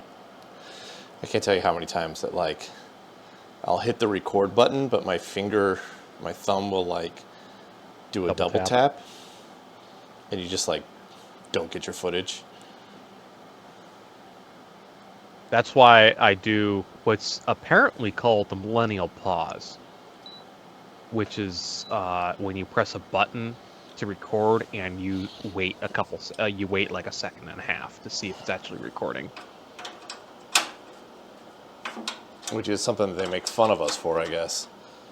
That's why it's called the millennial pause, even though I'm not a millennial and I do it because I've had horrible cameras my entire life. I was born in '84, so it feels like, because in '84 you get lumped in with millennials, but it's like I don't really have the same experience as millennials did. I don't have the same experience that most Gen Z kids had. Like, if you go 3 years after me, they had iPads. But I remember arcades and like no internet and latchkey kids, right? Like, you come home when you come home, and when you're gone, your parents just don't know where you are, right? I would have killed for that. Well, and if you lived in a rural area, you may be moved back further in terms of what you were exposed to than people in other places. I grew up in northwest Montana, so I ran into a lot of stuff that people that lived in the 50s and 60s had, but I was born in '73. Well, isn't that still the case in rural Montana? It's still stuck in the 50s and 60s? No, a bunch of rich Californians moved in and bought everything. All right. Oh, that's unfortunate. That's what's happening over here. Yeah, I'm my family. I'm a fifth generation native Montanan, and from the Kalispell area, from the Flathead Valley, and it is so expensive up there. There's no way I would live up there anymore. Wow, I just shattered one of the plastic connectors. Ooh. The connector is fine. It's just the plastic piece that holds it to the metal. Oh, yeah. So it'll still connect and sit in place just fine. But the funniest thing that I heard from my father is that when they went to the mall, you take a dime, quarter, and you would make your call. However, it wasn't to call the house. You had to do a collect call. Add a baby, it's a boy kind of thing. Yeah. You do a collect call, and you're supposed to just say your name, but you say your entire message in the namespace. Like, yeah, but that's the Mom, 80s Mom, thing. at the mall, pick me up at 6. Yeah. But they hated that if it was still a real operator, they'd cut you off. But the easiest way to do it is just make your name some agreed name, like Smith. You know. No, Smith isn't here. Yeah. Now, see, I was really clever. When the payphone that we used was right outside the telephone company office, and they didn't provision it right when they set it up. Oh, So no. you called the directory. It was late enough in the early 90s that they had replaced the operators with automated directory assistants. Yeah. And so you'd get the automated operator, and you would say who you wanted to call. Then the real operator would come on, do the search, and then instead of reading the answer to you, the real operator would push a button, and you would get a recording that read out the digits and would say, to connect this call automatically, dial such and such. And then if you pushed that, then it would say, to bill this call and service to the number you are speaking from, press so-and-so. And so one day I did that, expecting the operator to come back and tell me how many quarters to put in, but instead the call just completed. And so after that, I would just use directory assistance, and I could call anywhere I wanted for free, as long as I used that payphone. Did they eventually fix that? I'd have to assume, because when they get bills for something that shouldn't happen, they check on that quick. Yeah, I that's what I assumed they would do, but that worked for probably 3 years before they ripped out the park that payphone was in, so that they could build a new park with benches that had spikes on them, so people couldn't sleep on them. And then they never put that payphone back. So who knows how long that would have worked if they hadn't ripped out the park to build the park. Oh, I'm so dumb. Oh no, what happened? You don't have to take all 4 screws out. You just got to loosen them up, and then the whole thing can lift off. I'm sitting here pulling the bolts all the way out. Do you want me to read the disassembly instructions to you? No, I'm not being very observant. You know, I would never have done this, but Hallmark released recordable greeting cards in 1993, and those could be easily turned into a red box. Yep. Yeah, anything could be.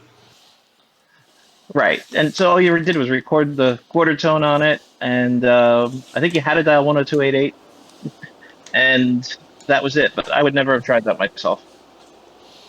No, you didn't have to dial anything weird. You just had to play the tones, but you had to be on a payphone that was old enough not to have the anti-tone filter on the microphone. Yeah, the guarding. And also the newer payphones didn't use the tones. They communicated on ISDN. Oh, you're going way from the future from 1993, though. Yeah, that's not in the future, actually. That was actually implemented pretty quickly because of Redbox users. You guys are talking about this like you wanted to actually have phone conversations with people. I do everything in my power not to talk to anybody. Well, when you're standing in the cold and the rain outside and you need somebody to come let you in, yeah, you want to talk to somebody on the damn phone. Well, it was more you heard about Jobs and Wozniak dialing the Pope with their blue box, and this was the closest. That's a little overblown. Well, that one, I don't know if that really happened, because that was with John Draper, and a lot of those stories. Now, it is pretty well accepted fact that they got the money to build the Apple I for the first couple of them by selling blue boxes. That is true. Right. But the whole thing with the Pope and seeing what the weather was, there might be some stock in it, but I don't know. Wozniak has mentioned this. Apparently, they did call the Vatican, and they got up a couple levels with him pretending to be Kissinger. At least that's his take, Wozniak himself. The truth, That's not going to work. who knows? Well, Yeah, yeah. Draper, I don't remember what his take was. I have Exploding the Phone, the book, which is a phenomenal book. Anyone who hasn't read it, who's interested in anything to do with computers, should read it. Oh, well, that sucks. But What happened, Dave? We broke a pen. I broke a Oh. pen. I say I'm using the collective we. It's all of our fault. Everybody. It's everybody's fault. It was written. Bad. A pain Bad. shared. Yeah, I was trying to take it out without unplugging everything. That did not go as planned. You got to unplug the drum completely. There's not Did enough it break slack it for you. stem or did Yeah. it break it? Yeah. Oh. Nah, it broke the stem. They're just push pins, so it's not like the end of the world. Yeah, I can fix it. It's just a pain in the butt. Just saying. I mean, if we had to, we can make those ribbons again. That's not a big deal. Yeah. You can get flexes made up from jail PCB. Oh no, or it's not any the of ribbons that I broke. It's one of these actual wires. So it's an easy fix. But I'm just gonna have to unplug everything here. Yeah, time to find a new job. I just got fired from the Litton field engineer job. Yeah.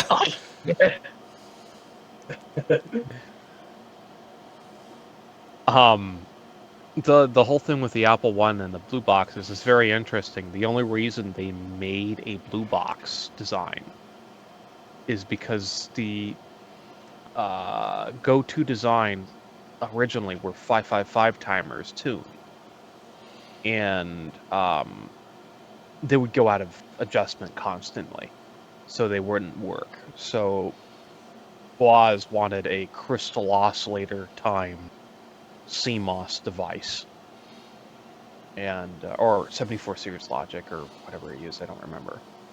And he did that, which is pretty incredible because the frequencies used are not divisible very well. Woz was just an absolute genius with 74 series LS logic at that point. You could find the schematics for the blue box, and someone had modernized it to make it more readable and with replacement parts that are more readily available.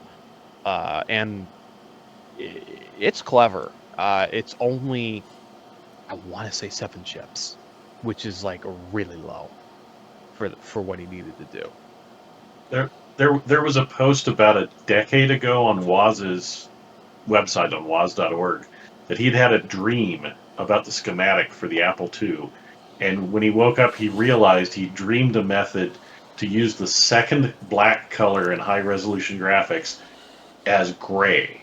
So you'd have black, gray, and white. Right, which is what he did, I believe. No, you had 2 different colors of black, and they'd fringe differently.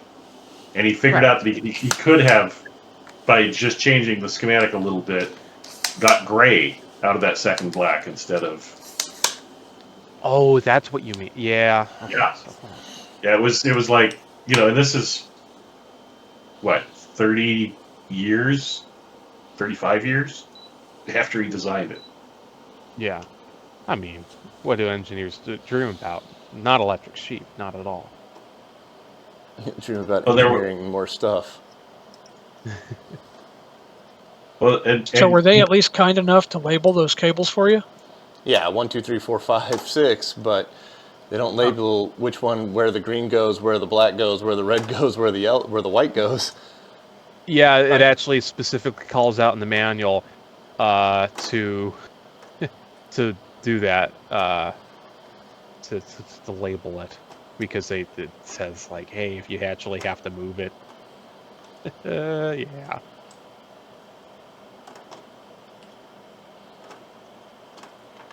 Oh, wow! Someone actually has an original board that they took out and took a picture of. That's...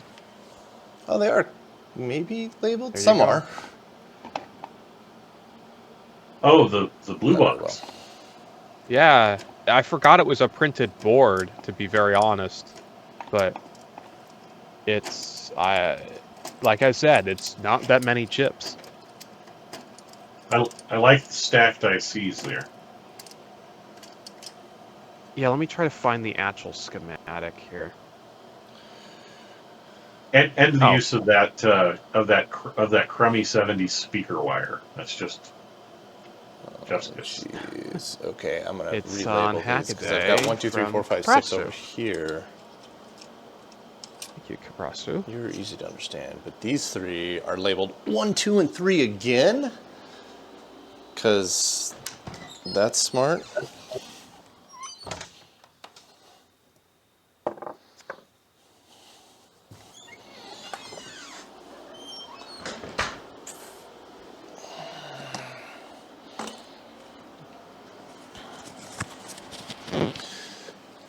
All right, I'm going to label this one as 6D, 7D, and 8D, I guess. Because that would be the quadrants they're in.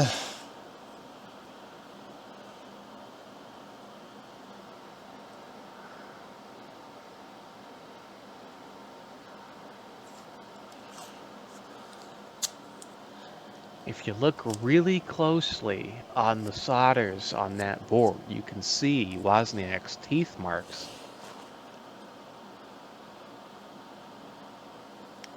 See if anyone gets that. Yeah, we know how he held solder in his teeth. No, you don't get it. One of the listings for an Apple One on one of the auction sites claim that you could see the teeth marks on the solder. It's like, no. It's like, no, that's not how that works. Well, and that's like the stories about, oh, they made the Apple One in the garage, and it's like, no, the Apple One was wave soldered. They repaired them in the garage if they didn't work. Yeah. Well, I didn't realize they were wave soldered. Oh yeah, they were mass produced. But I mean, you can still mass produce some, like, you say mass produced. I mean, they made like what 100 and 200 of them or something like that. Like I could do soldering on 200 boards. It was something in the 300 range, I believe. That's still not that many survive, but I mean, that's still. Oh, Jesus! I almost bit it. Are you okay? Yeah, I stepped on something sharp, and then almost went. And you. Yeah, almost went down hard. The Apple One was produced in 2 batches of 100, so there were 200 of them 200. total. Yeah, Right, so like okay, that's totally a small enough number to hand solder them. They didn't. Yeah, but because the garage of reliability. myth. Go ahead. The garage myth about them being all, made by hand. That's persisted despite the fact that we know that that's not true. Oh yeah, I knew that they didn't make it. I knew that they weren't making them in the garage. I didn't realize that they had paid to wave solder them. Oh yeah, they paid to have the board layout done by a board layout artist. And the and silk screen. Love it. I mean, it was a professional operation from day one. I mean, there's the Sotheby's or Christie's auction video that I was showing folks from the Apple One that they said the heat sink you could tell was really good. It hadn't been used too often because the heat sink was still in place, and they were talking about the solder mask on the bottom of the. Oh yeah, we had a good conversation about that. Yeah, there was so much just wrong information in that video. Yeah, Bubkiss. That was. Yeah, well, it's because we talked about that. They were using the fact that the solder mask had kind of bubbled up in places as an indication of, wear. And I'm like, nah, that just happens. Like, that has nothing to do with the hours. That just has everything to do with age. Actually, it happens from the beginning. There are brand new boards that if you do the old style solder mask, it does crinkle because of the going through wave soldering. Well, so if you guys were curious what the rotating drum looked like, that's what makes time travel possible. And if you take it off by taking all 4 screws out, you should be able to see the belt. It's just literally exposed. Oh, it is? I can probably rotate it up on its side. Let me get a shot of it like this, though, because that looks dope as hell. 4 strength, 4 stam leather belt. I like how it is an open frame motor. I didn't expect it to be like an old style motor like that. That's Yeah, look at 2-star. with a good sized starting cap on that AC motor there. There's Yeah. 2. Why is there 2? Now I gotta look at schematics. Hold on. I'm curious. It Yep. probably is a start. It's probably Start cap and a run it's capacitor. Got them separated. Well, yeah, but I'm trying to think of the name. It's you'll know it, Van. It's not Is it repulsion start? Not reluct. Yeah. Which one is it? It's the one with the kick out. You can see all the head connections over here.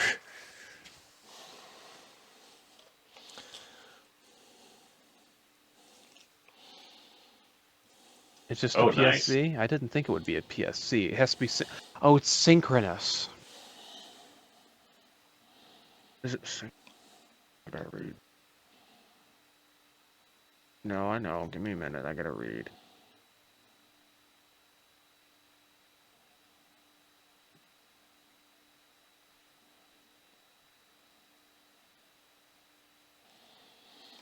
Yeah, we got some repair to do on it as well. We won't do it tonight. We'll do that. We'll save that for the next episode. But take a picture. We got to repair. Oh yeah, I'm about to get a whole bunch of pictures and send them along. I was just getting some footage first. Yeah, of the data plate on that. After you're done with all that. Yeah, the green one here goes to C, which is broken.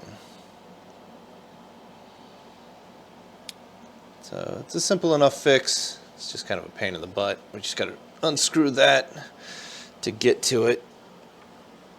All right, so here's the drum as a whole. God, this thing is cool looking.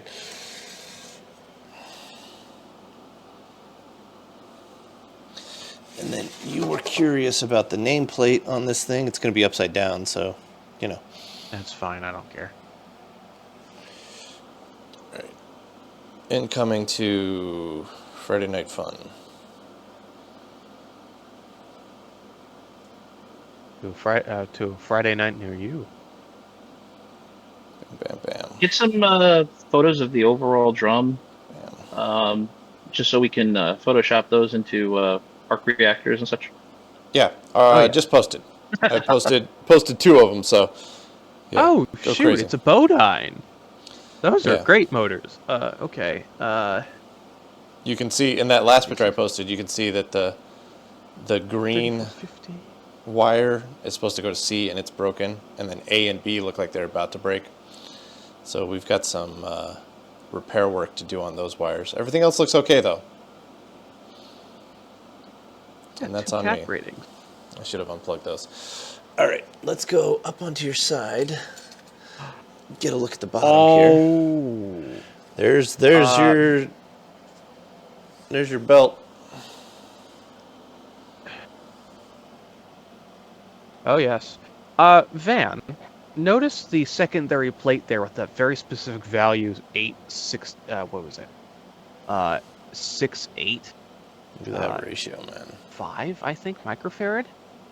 Do you think that's what's setting the RPM?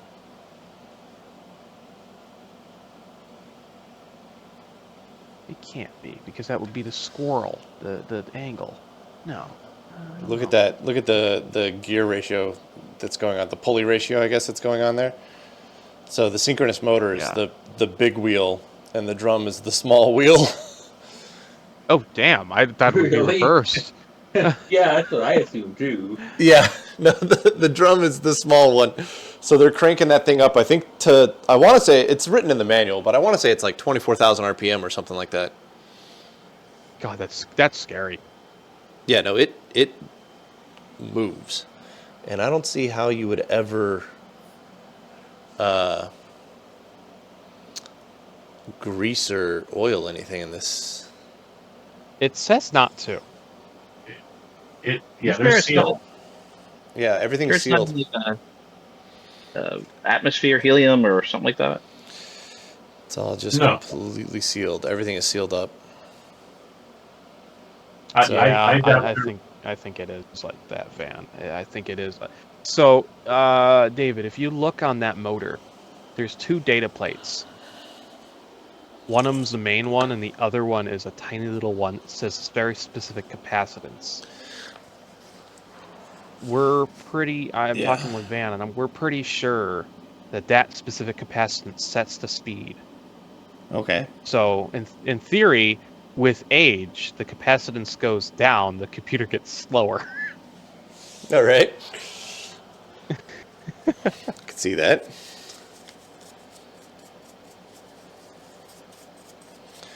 Yeah, aside from the repair on this thing, I don't think there's much that we need to do to it, other than run it more. And I think the more we run it, the bearings, the grease in the bearings will probably reliquefy, redistribute, and it'll get quieter. Distribute the wealth. Yeah. Trickle down lubrication. Yeah.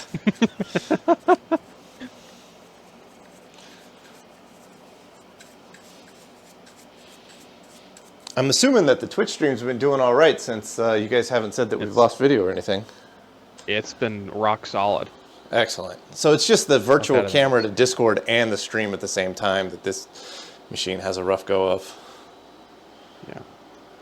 Oh, yeah. Van makes a good point. When this turns on, you should hear the centrifugal switch in the motor clunk out. Because if it stays... Yeah, I think we did. Quiet.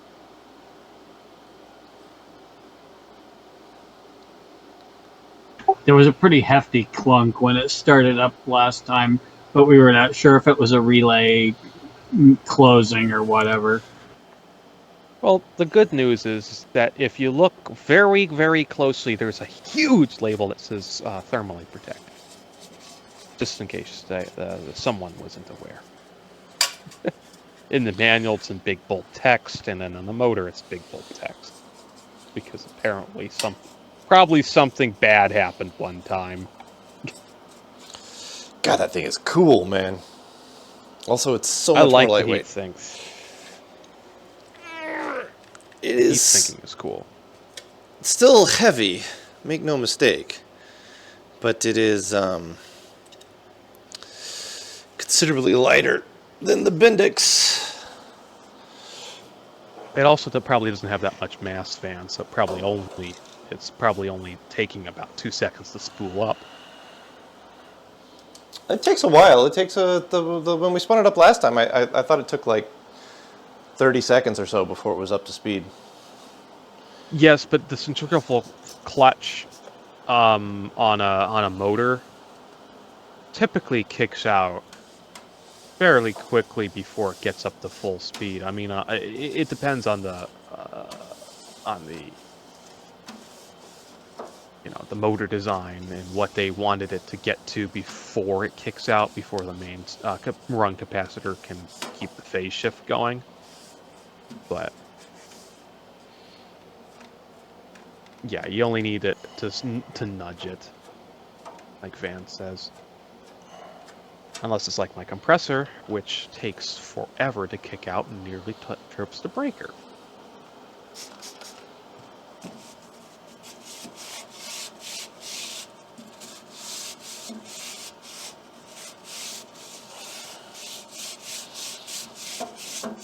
Yeah, so the primary reason that we're pulling this thing out is because you can see these guys back here are all delaminating, and one of them carries power, and it's the one that's closest to the big metal backing. What? Yeah. We don't want spark and bang? That's Yeah. fun. So we're going to go through the little bit of extra effort here to ensure that we don't light something on fire. Well, that's the whole reason that the motor's thermally protected. So we can set something on fire and we're good. Yeah. I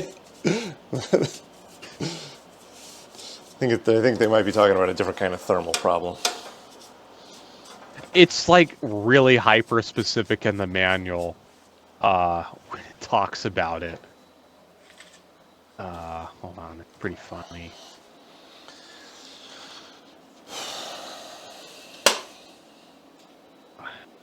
PDF is so big it's lagging browser.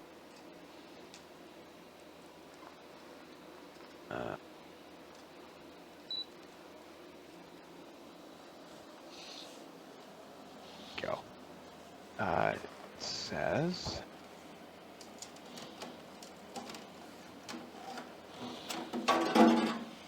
There we go.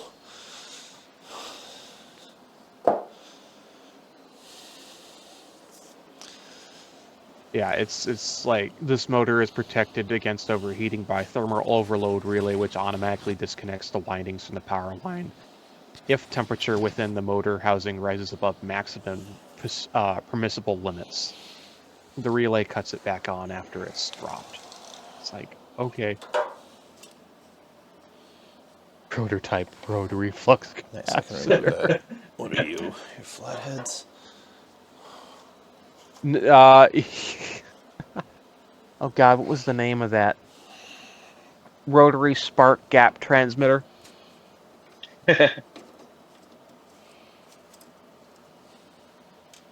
Or the FCC piss off machine 9000 in modern times. Roy's on fire tonight. This is the device that makes timeshare possible. That's good. I can't top that.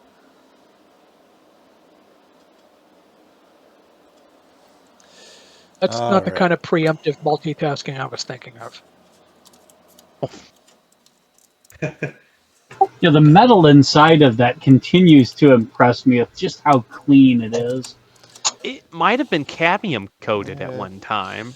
It's not that clean. No, because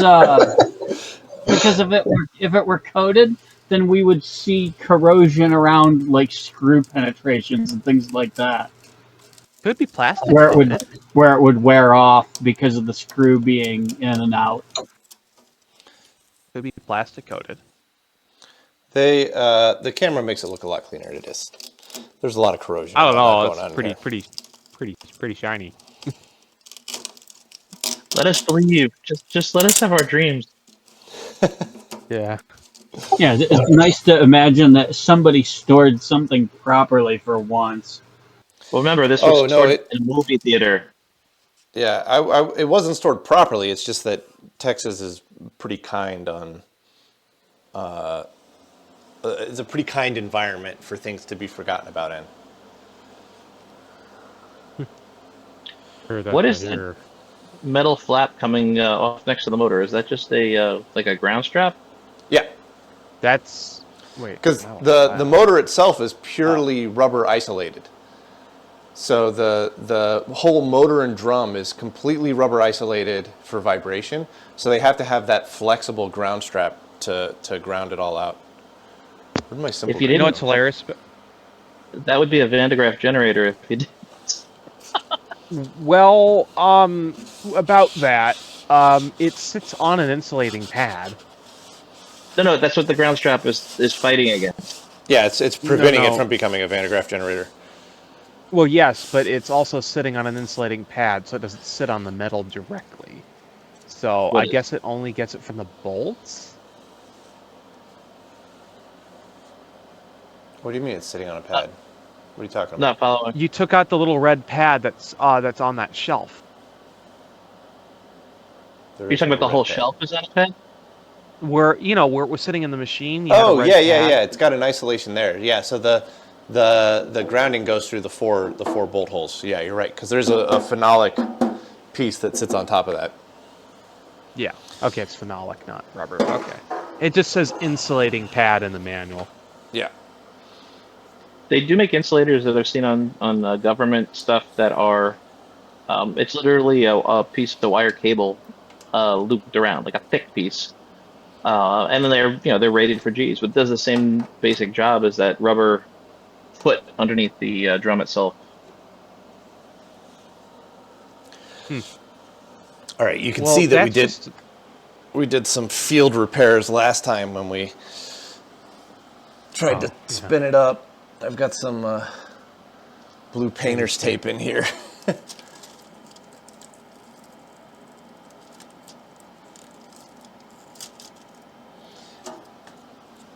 Is that Litton approved painter's tape? No, it was. It's 12:30 a.m. and I want to see some Sparks approved. But we didn't, apparently. I wasn't awake. I went to sleep. Yeah, it was one of those things where it was like we were all in the chat and we were all like, we collectively agree that this is a bad idea, right? And everybody was like, yes. And I was like, but we also collectively agree that we're going to do it anyways. And everybody was like, yes. Yeah, Best one to do. What was the other one we did that with?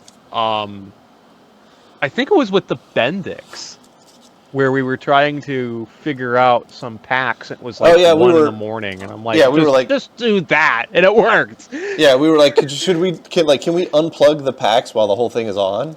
And we were like, well, we don't know. I don't know, try it, see what happens. I'm like, all right, whatever. Oh, was that with the tape drive? No, that was with the Bendix. Oh, no. The tape on the Bendix. Yeah. No, that was when we were chasing down the short that was due to like the tin whisker to end all tin whiskers. Yeah. Yeah, with tube logic, you could get away with just pulling cards. There's very little chance that you can damage anything, including a diode. I think we were pulling DC. I think we were dropping DC, pulling a card, and then that's what we were doing. If we were leaving a card out, we would then bring DC up with the card out. But I didn't. I was not brave enough to pull cards while DC was on. Still. Yeah, I think it would have been fine because at most it would just reach the clamp level of a diode and be fine.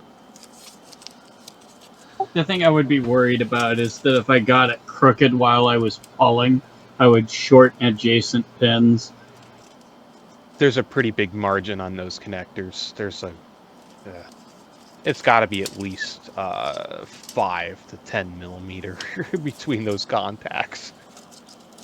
They're not dense. Worst comes to worst, if this doesn't happen, the Litton case will make a great minibar. Yeah. No. Like the Sun. The Sun or still fine. The Sun or any of the many Vaxxon that got turned into a bar. Yeah. Well, what was the one that was for trade shows that was a full wet bar? That was a Vax 780. Right. I'd love to do that with an old Tektronix, like 503 or whatever, the giant tube ones, if there was ever one that was just beyond repair. You should have spoken up, man. I scrapped one of those. Getting it from Texas to New York might have been expensive. That would have been a bit of a chore.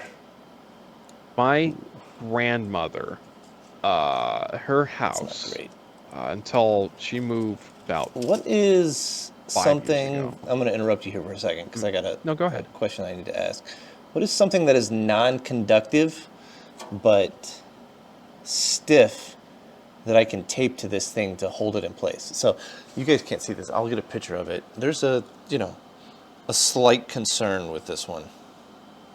How thick you want it? Once you see the cable, you'll see what I'm trying to. You see if you use like a popsicle stick or a toothpick.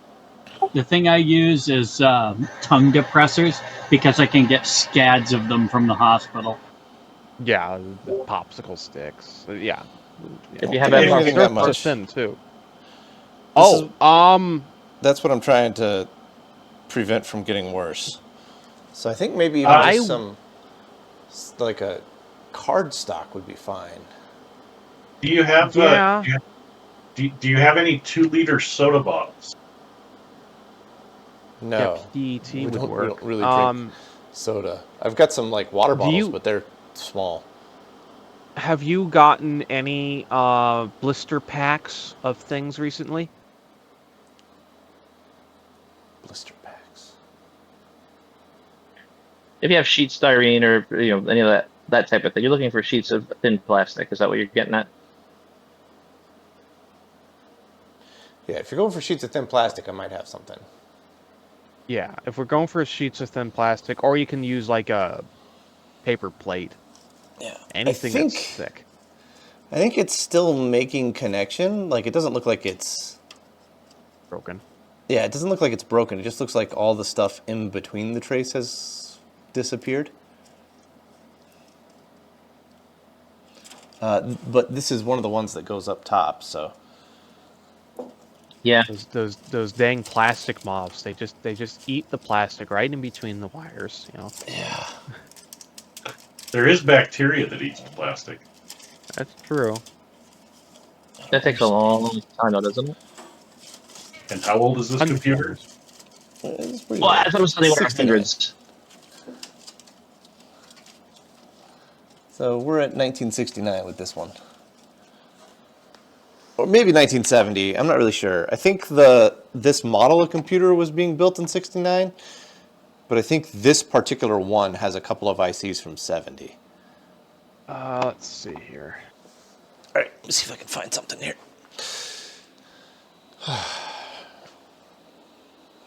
We're gonna need.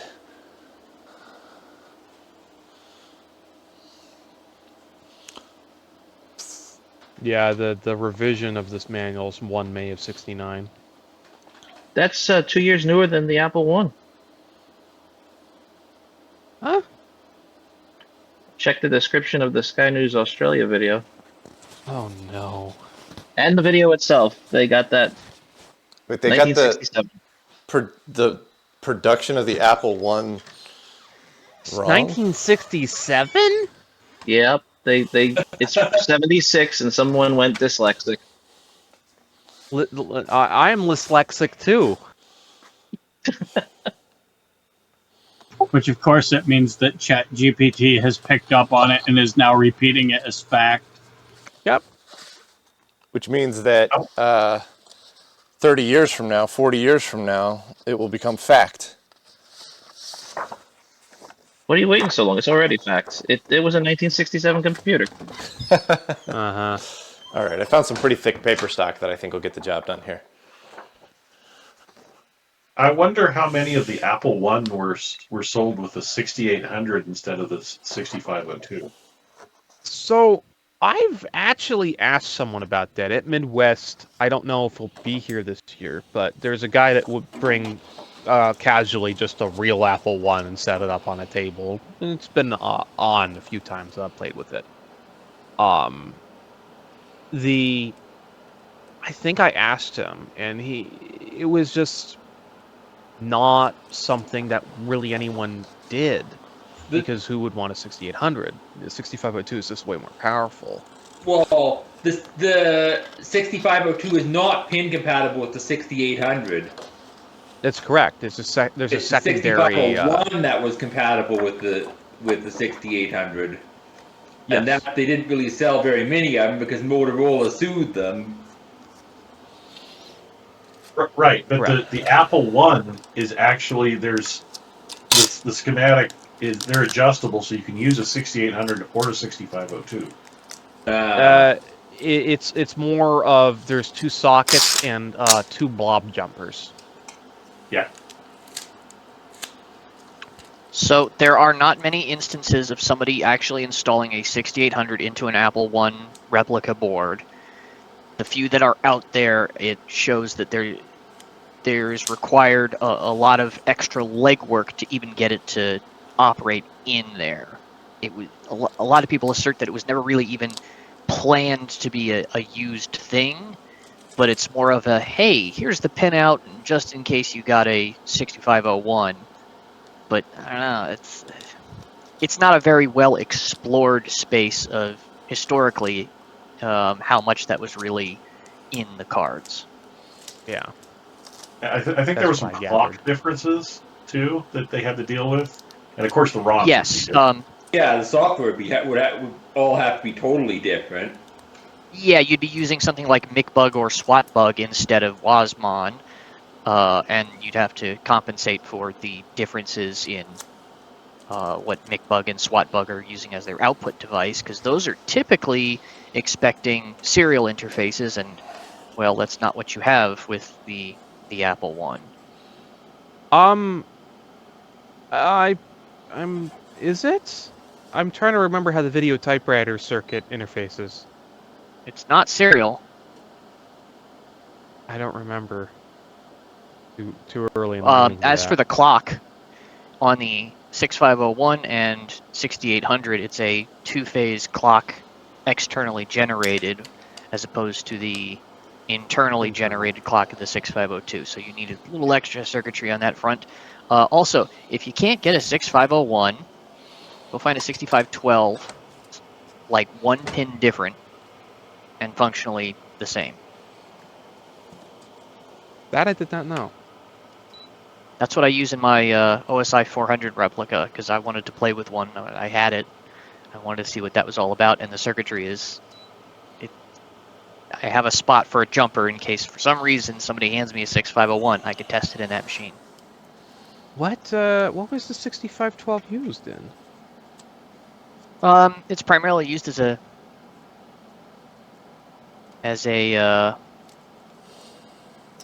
dairy processor in a few pieces of equipment, because it has a data bus enable pin, which is useful. You see it in, I want to say, the BBC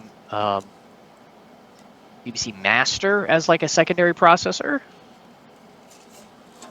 Might have been the Micro. I feel like Jot has told me this at one time, but I'm forgetting. The BBC Micro had the tube interface that could be used to connect an additional processor. Yes, it was external. It was a little cheese wedge. I don't I know Jod has a 6502 one. I don't remember the specifics.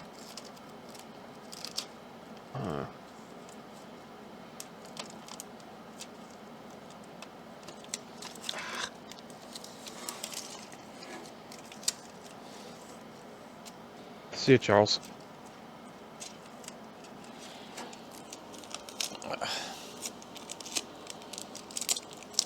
Think you got it? No. Well, nah. Does that accurately describe how I feel about it? Yourself.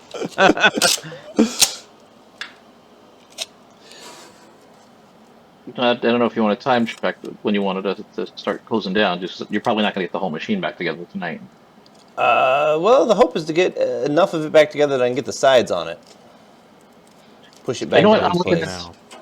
I'm forgetting. I'm looking at Eastern time. It's what, 12:17 a.m. your time? Yeah. We still have about another 30, 40 minutes before I'm going to start wrapping up. Yeah, I'm seeing 1:17 a.m. here and thinking, oh shit. Yeah, you're up late. Yeah. I'm looking at the clock and I'm like, it's past my bedtime. Yeah, you Eastern time zone guys are nuts.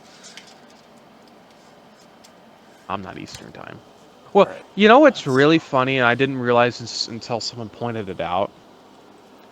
All of TV is still, since the dawn of TV, still is based on Eastern time, and I had forgotten that was just because TV started in New York. All right, I think you guys are going to have to trade places with me so I can get a better angle. Change places on these guys over here. I'm going to need my skizzers. In your kniffy?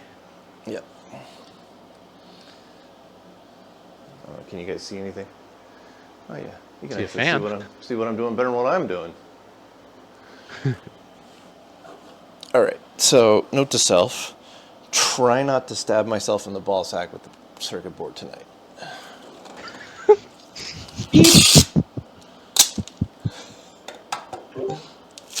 mean, I don't know if that counts as Skizzers are for. I don't know if that counts as NSFW, but that's like the reality No, of what I'm Skizzers facing are right for. now. Come on. Yeah, I'm flipped on that. An accidental vasectomy. Yeah, there we go. Or worse. Well, yeah, there's the accidental orchiectomy, but I wasn't going to go there. I don't even know that word. It's what you do to a steer. Oh, all right then. Yeah. Don't look it up. Don't look it up. Don't look it up. Oh, Jesus. This is not graceful.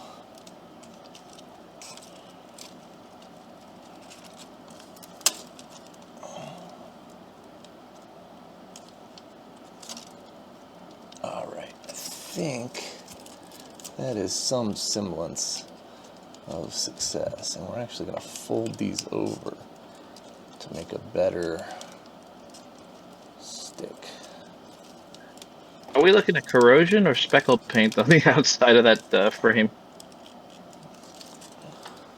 Oh, here? Yeah, that's corrosion. That's a whole lot of rust. That's what I was saying. You guys are like, it's so clean, and I'm like, I'm looking at that, and I'm like, I don't know what you guys are seeing.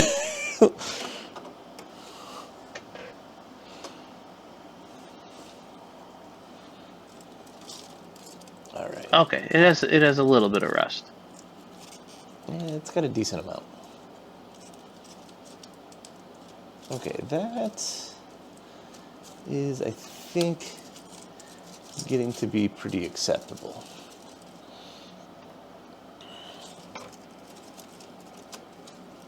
Twitch is very good. The Twitch must have changed their clipping system because it's really fast now. Oh, you're clipping. I don't want to stab myself in the family jewels. Oh yeah, it's been done. Excellent. It used to take like a full minute to generate a clip, but now it's like very fast. That one is now delaminating as well. Now, are clips private to you or are they public? They're public. It's I think if I go to David's channel, I think there should be a tab.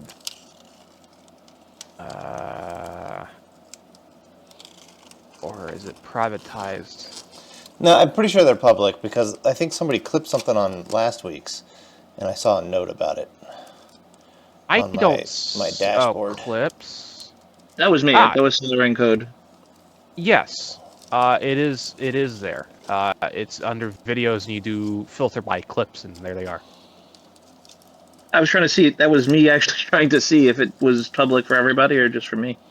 Oh, I was running experiments. Is that your username, solder and code? One of them. Yeah. One of them. We got every. We got a proper James Bond over here. Multiple passports. No, I have that's my regular account. That's the account I use for the most part. It's tied to my Prime account. I don't know if that does anything anymore, but because I have the solder and code website. But I tried to donate, but it wouldn't let me donate to Usagi. I'm not eligible doesn't have yet. a credit card set up. Oh. Also, I don't think I think you got to get to affiliate or something before people can do that stuff, right? I don't know. I don't know Twitch. I just don't watch anyone who's brand new streaming. I've always watched people that are established. I know, right? It's not often that you catch somebody on like day one. I have, but I don't watch. I mean, I watch very few things live anymore just because of time.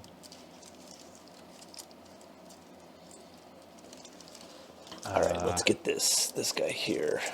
I'm gonna say something I forgot.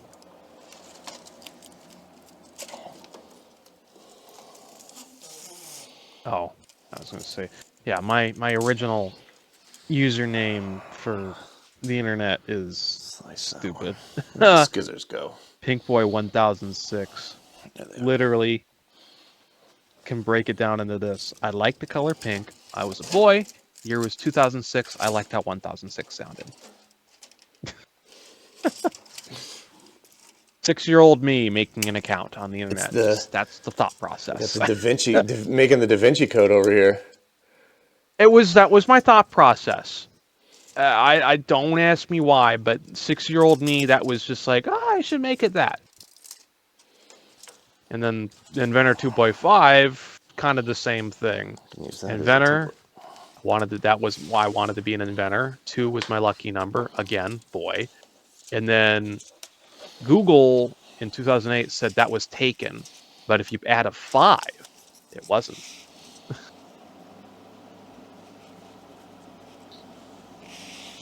Stupid, dumb, but it stuck.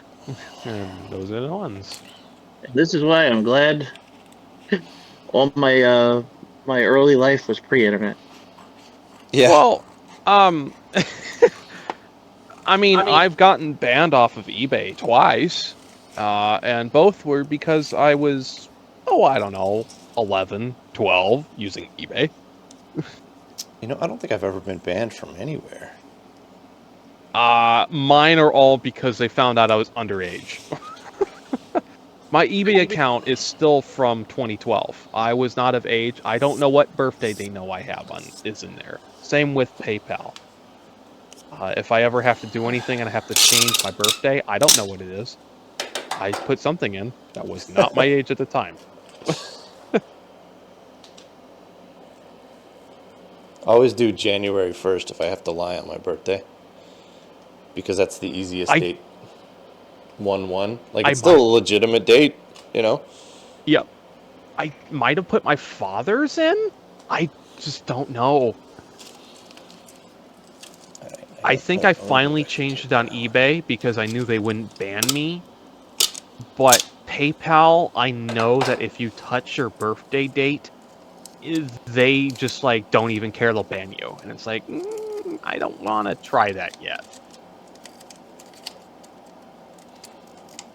I don't know if you can call it internet, but my tweenage shame lives eternal on Usenet. Oh, that eternally will be forever. Oof. Usenet does not go away. Great. Thankfully, actually. Thank you, Google, for keeping that project alive, at least for now. I still remember on Comp OS Minix seeing Linus Torvalds announce Linux and Andrew Tannenbaum getting into him for writing a monolithic kernel. Oh, man, that must have been interesting seeing live. Oh, yeah. I was a Minix user at the time because I only had a 286, but the next year I got a 386 and promptly loaded Linux on it. That's an interesting time to grow up. I was in college. I was a sophomore, and my the 386.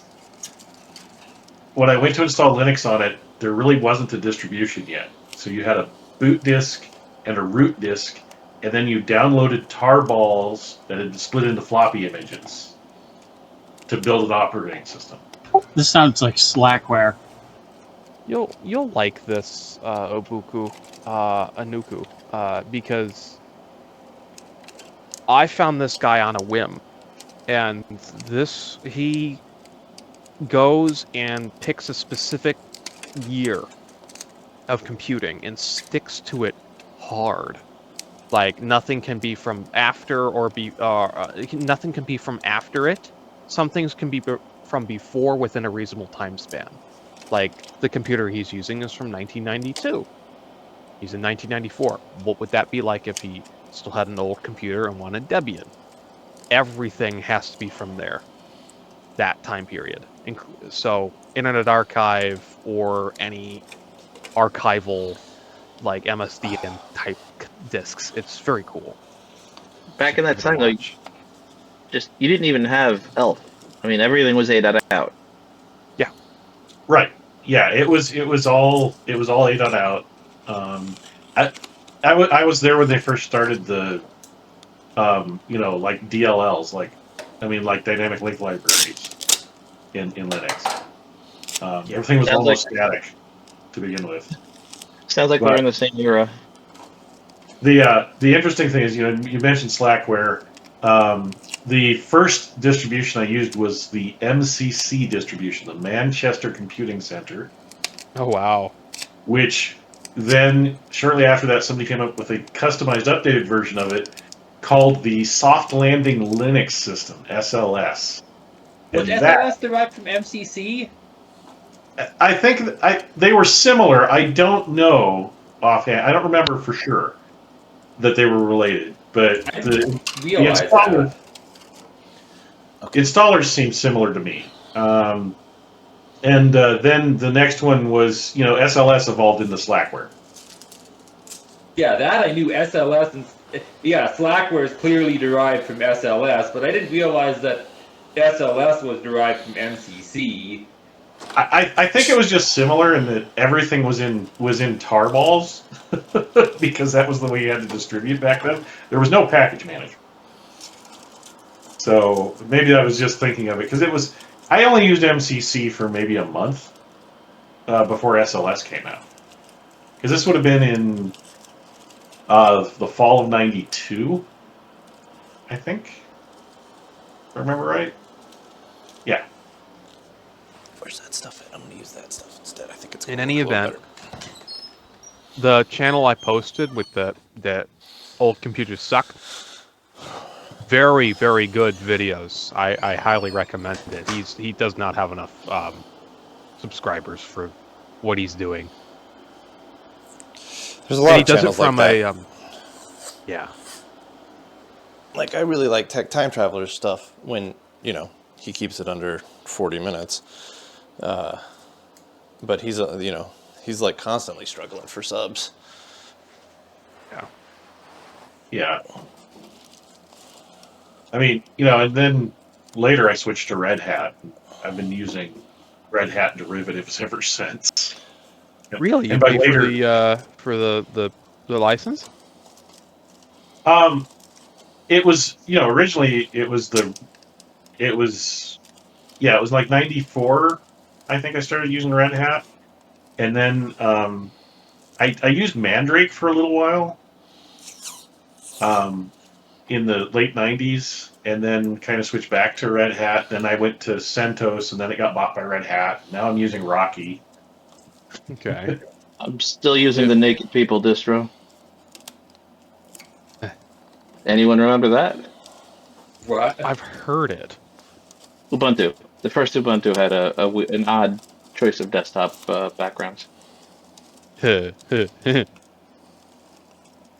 Slackware loved the J.R. Bob Dobbs, the guy with the pipe. Yep. Oh, Slack. yeah. Because the Church of Subgenius and Slack.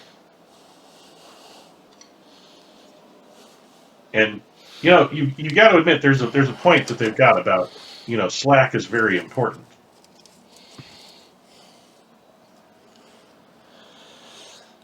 You feel bought like- Red Hat at Staples? I didn't know they sold it in stores.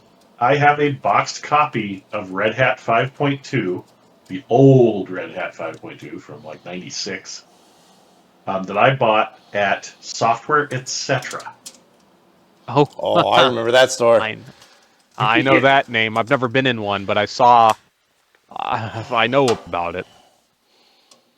Well, I was also a little bit of a masochist when Windows 95 came out and OS2 Warp came out.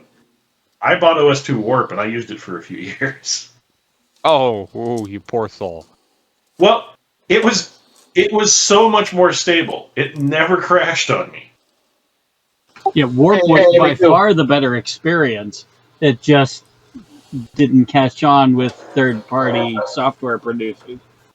Yeah, it was when I was always dual booting in order to play games that I just finally decided to switch. And that was about when Windows 98 came out anyway. So. 98 was good. 95 was surprisingly good too. 95 was okay. I never found it that stable. It was always it always just randomly hung and blue screen for me. Well, well, here's the thing. Experience with 95 and 98 varied wildly based upon hardware compatibility. and the NT kernel leveled the playing field so much when it came to hardware compatibility and blue screening. Yeah, I mean, Yeah. I was using 98 second edition until I got a dual Athlon MP system, and so that's when I switched to Windows XP. So I would have been, when 95 released, I would have been 11. So I didn't actually spend any like real deal work time with 95. By the time I was like spending time with computers, I was into the 98 era. Yeah. My first computer was a 98 machine. I was a Pentium 2, I think.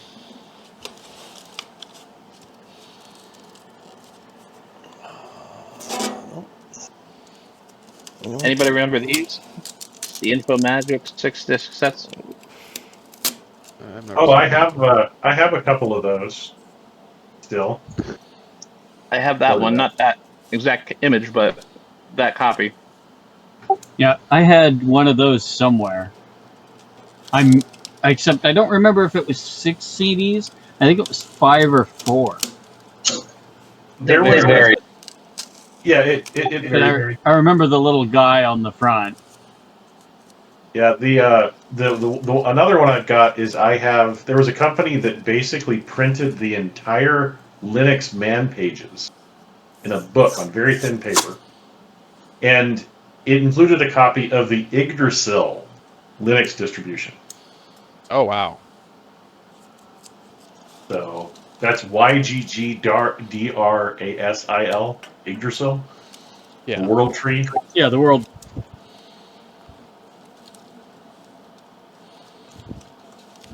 And no, it is not from the anime. It predates the anime.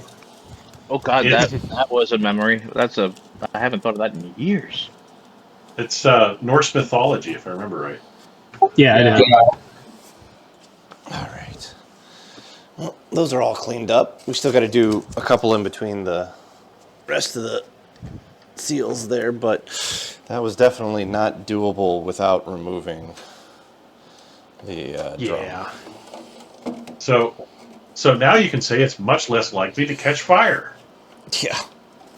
There we go. New and oh, nice bow. Yeah, it'll flatten itself out here in a minute. All right.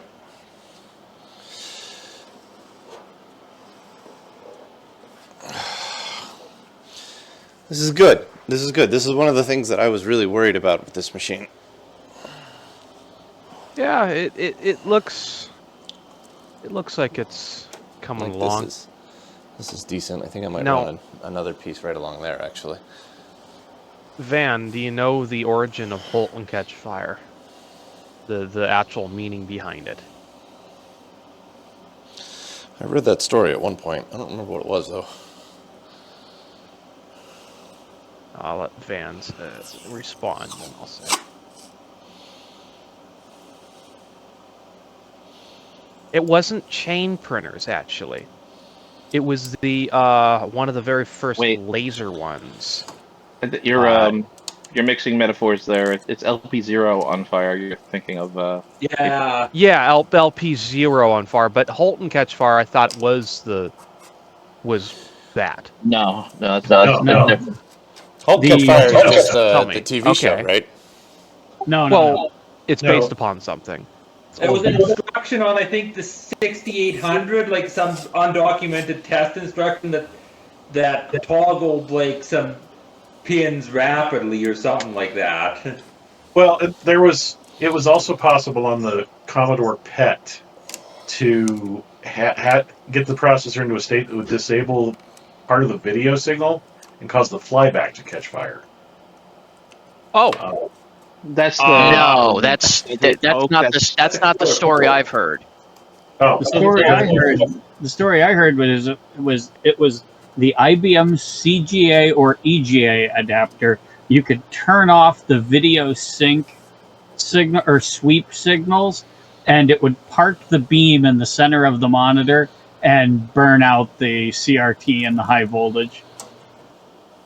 The one with the PET was the tape drive. There was presumably a set of commands that would get the tape drive motor to turn on and off quite fast, and that was the myth, was, oh, it'll set on fire that way.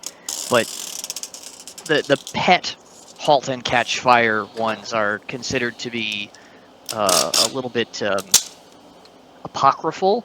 There are killer pokes, and obviously there are undocumented instructions, but it's it's more of the killer poke, but it would be theoretically possible if it crashed just right, it would do that. But unusual. Now, from experience, as far as the printers on fire thing, that was a thing on big chain printers or other high-speed printers, but not due to the nature of the printer. It was the nature of their usage. For one, it was not uncommon back then to print on multi-part carbon forms. And also, when you used one of those, because it was high speed, you were running a lot of paper through it. The paper dust would accumulate inside the machine, and if you did not clean it out, you could accumulate enough of that to jam up motors, things like that, and it wouldn't like cause like a full-on burn down the building type fire, but you could burn out control boards, trip high voltage fuses. The drivers in the Hammerbank printers operated on hundreds of milliamps of current per driver. So the entire driver board could produce multiple amps of current if it did a Hammerbank fire check or one of the other big nasty fatal errors. And so if you did not clean out the printer, bad things would happen to you, and things would release the magic smoke at least.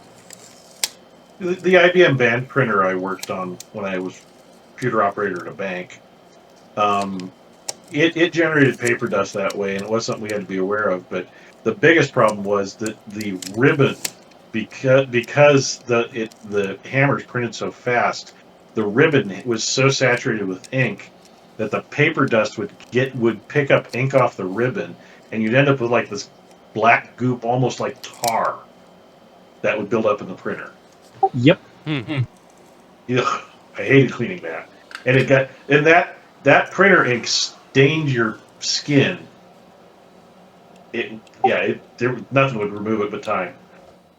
Yeah, I want to say that the drive speed on those band printers was either 6,000 or 60,000 RPM. But when the band was up to speed, it represented a lot of kinetic energy.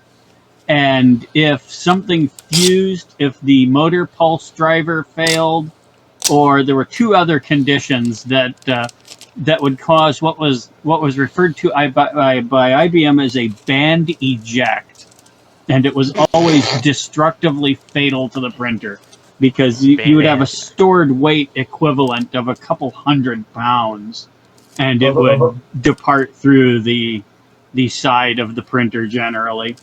The one I was working on used a stainless steel band, so it was a later revision and didn't have the heavy band. Yeah, the heavy bands were aluminum. Yeah, and this was thin stainless steel stamped with the character set, and the printer we were using, I think it was 600 or 1200 line a minute. 600 line a minute band had upper and lower case.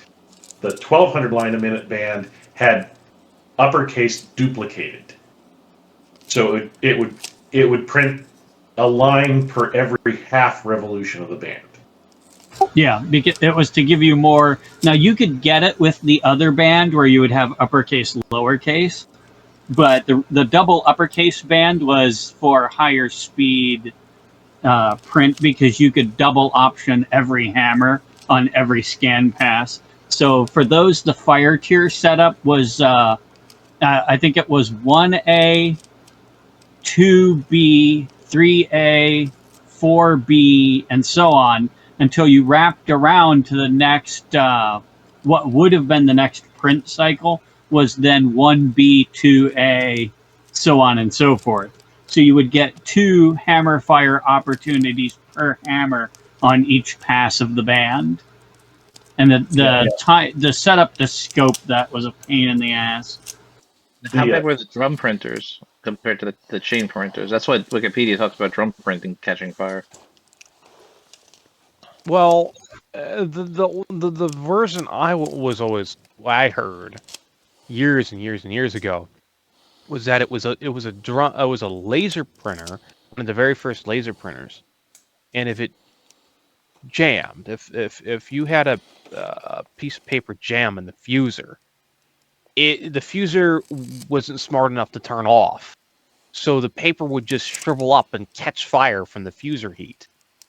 Wiki mentions that too. That was a different. They didn't find any proof of it used there. I'm talking about. I just put a picture of them. The Those drum printers are closer to the chain printers that you guys are talking about. Yeah, the drum printer, you could think of it as one long chain that rotated horizontally instead of rotated vertically instead of horizontally.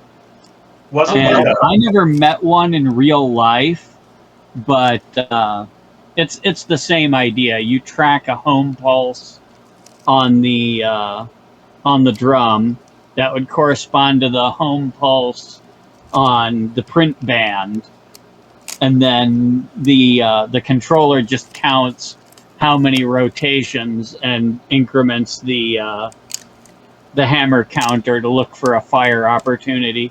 And when the scan code in the printer buffer at a given hammer position is equivalent to what character should be underneath there on the next fire opportunity, you start the fire driver. The idea being that you have to anticipate it by one fire interval, and there was a whole setup for that, where when the hammer actually lands and pushes through the paper, the character you want is underneath the hammer head. You can't, if you try to fire when the character you want is directly under the head, it will rotate out of the way by the time the hammer gets there. So all the actual timing is off by one scan position if you're looking at it on your scope, and you had to remember that. So, and yet we have Dave over there who whipped his chain printer into shape on the which computer was that? The Centurion. Yep. Yeah, the good news is, unless you are trying to adjust an individual fire tier with respect to the others, they all move with the same relative offset. So as long as you don't monkey with the timing adjustments inside of a fire tier, they'll stay in line. What's going on, David? When you replace drivers, that's when you're in trouble. Is somebody paying attention to the schematic here? What's up? I got potentially a really bad problem. Oh no. But it doesn't look chaotic enough to feel accidental. I'll take a picture. This is on the connection between I'll explain.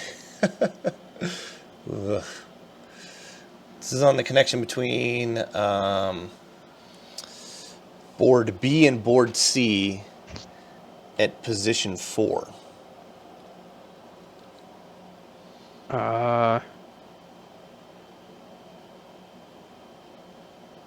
You sure here? Hold on here. And that's what I'm seeing.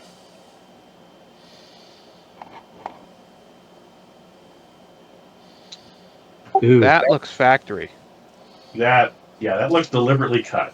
Yeah. Yeah, that's what, you know, one of those things that we should double check, though.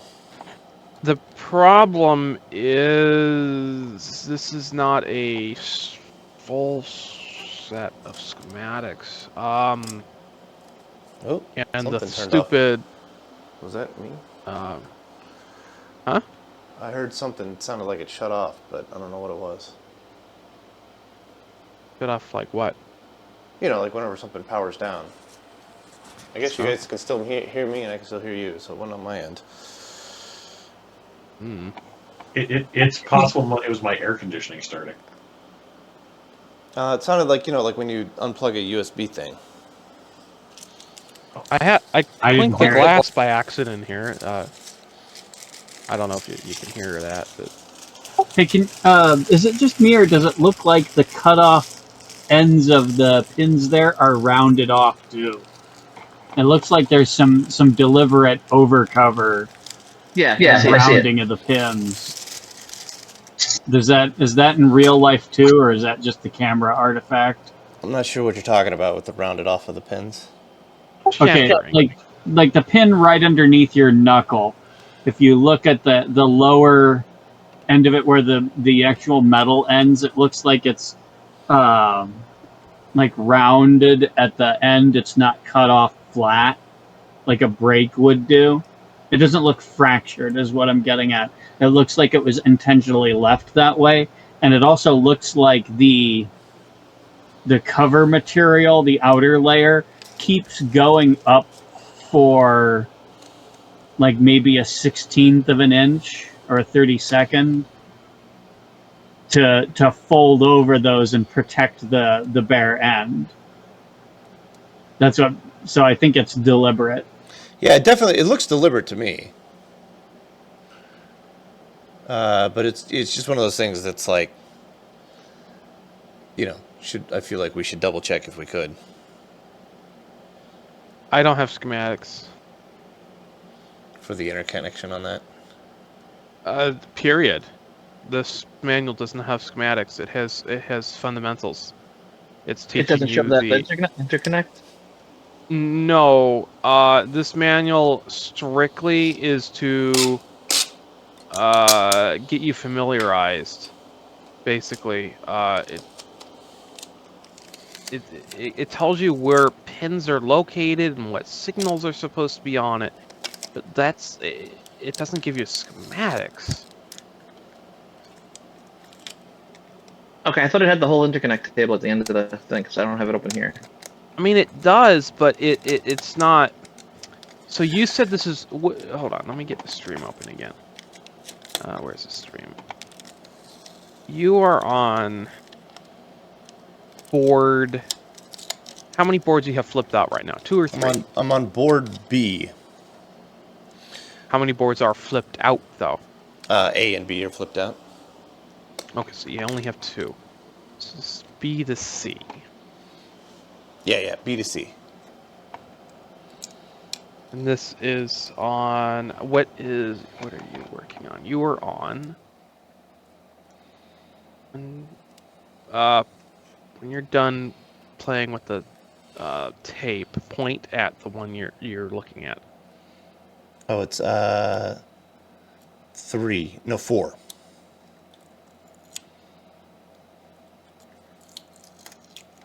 So it's this one right here. Hold on, I gotta wait for my stream. Okay. 1, 2. It's 4. Yeah, that's 4. 4.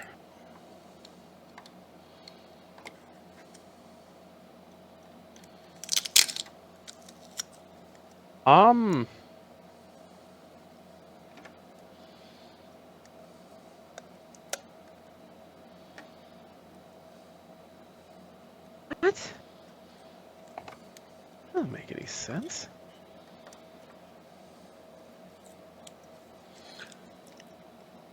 Oh, I see. Yeah, it's called an intermediate connection from pin 4 on from position 4 on B, position 4 on C. That's it.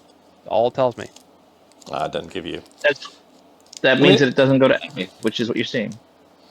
No, that means that it goes through it. That's it. It just means it goes through it. It looks intentional. Like, it definitely looks like that's how it's supposed to be. But it just, stood out as slightly strange.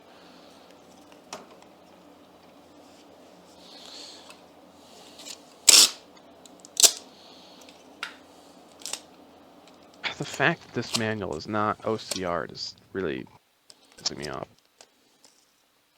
Okay, which board are we on? The D board? B. B is in Bravo.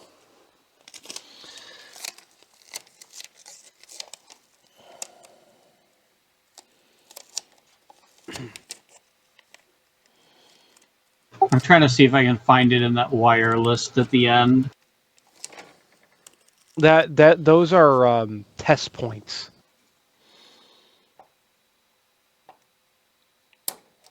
Oh, all right. It's not the IO pen.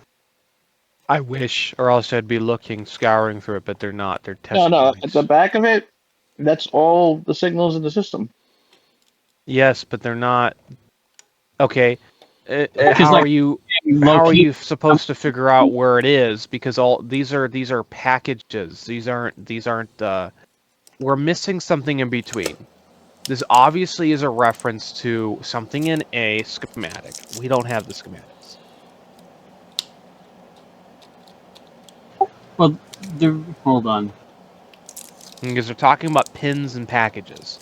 So meaning you're supposed to be looking at a chip and a specific pin.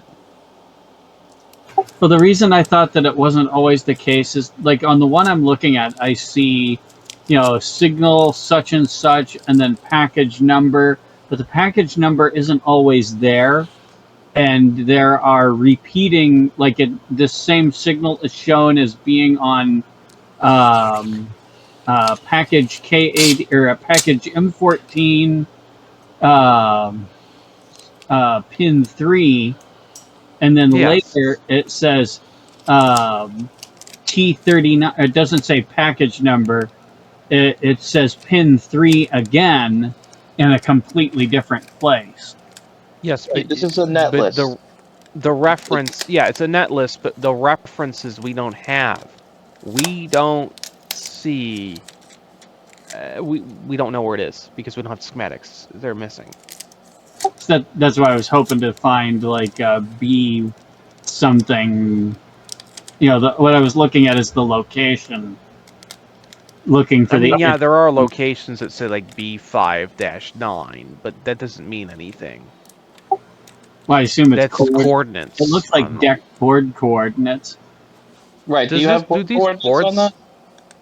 Do we have coordinates on these boards, David? Yeah, it's all on a nice grid system here. Nice. Okay. Show us. Yeah.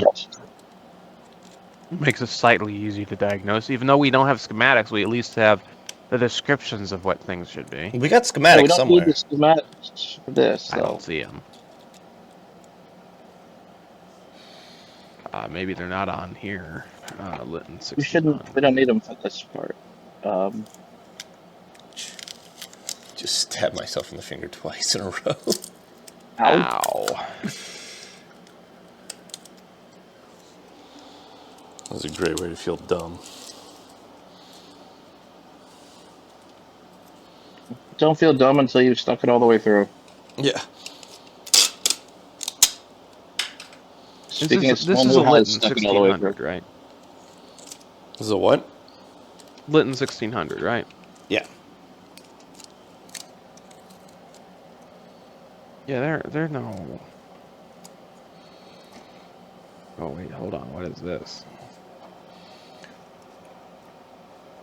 It's not schematic, but I want to see this. This is gonna be interesting.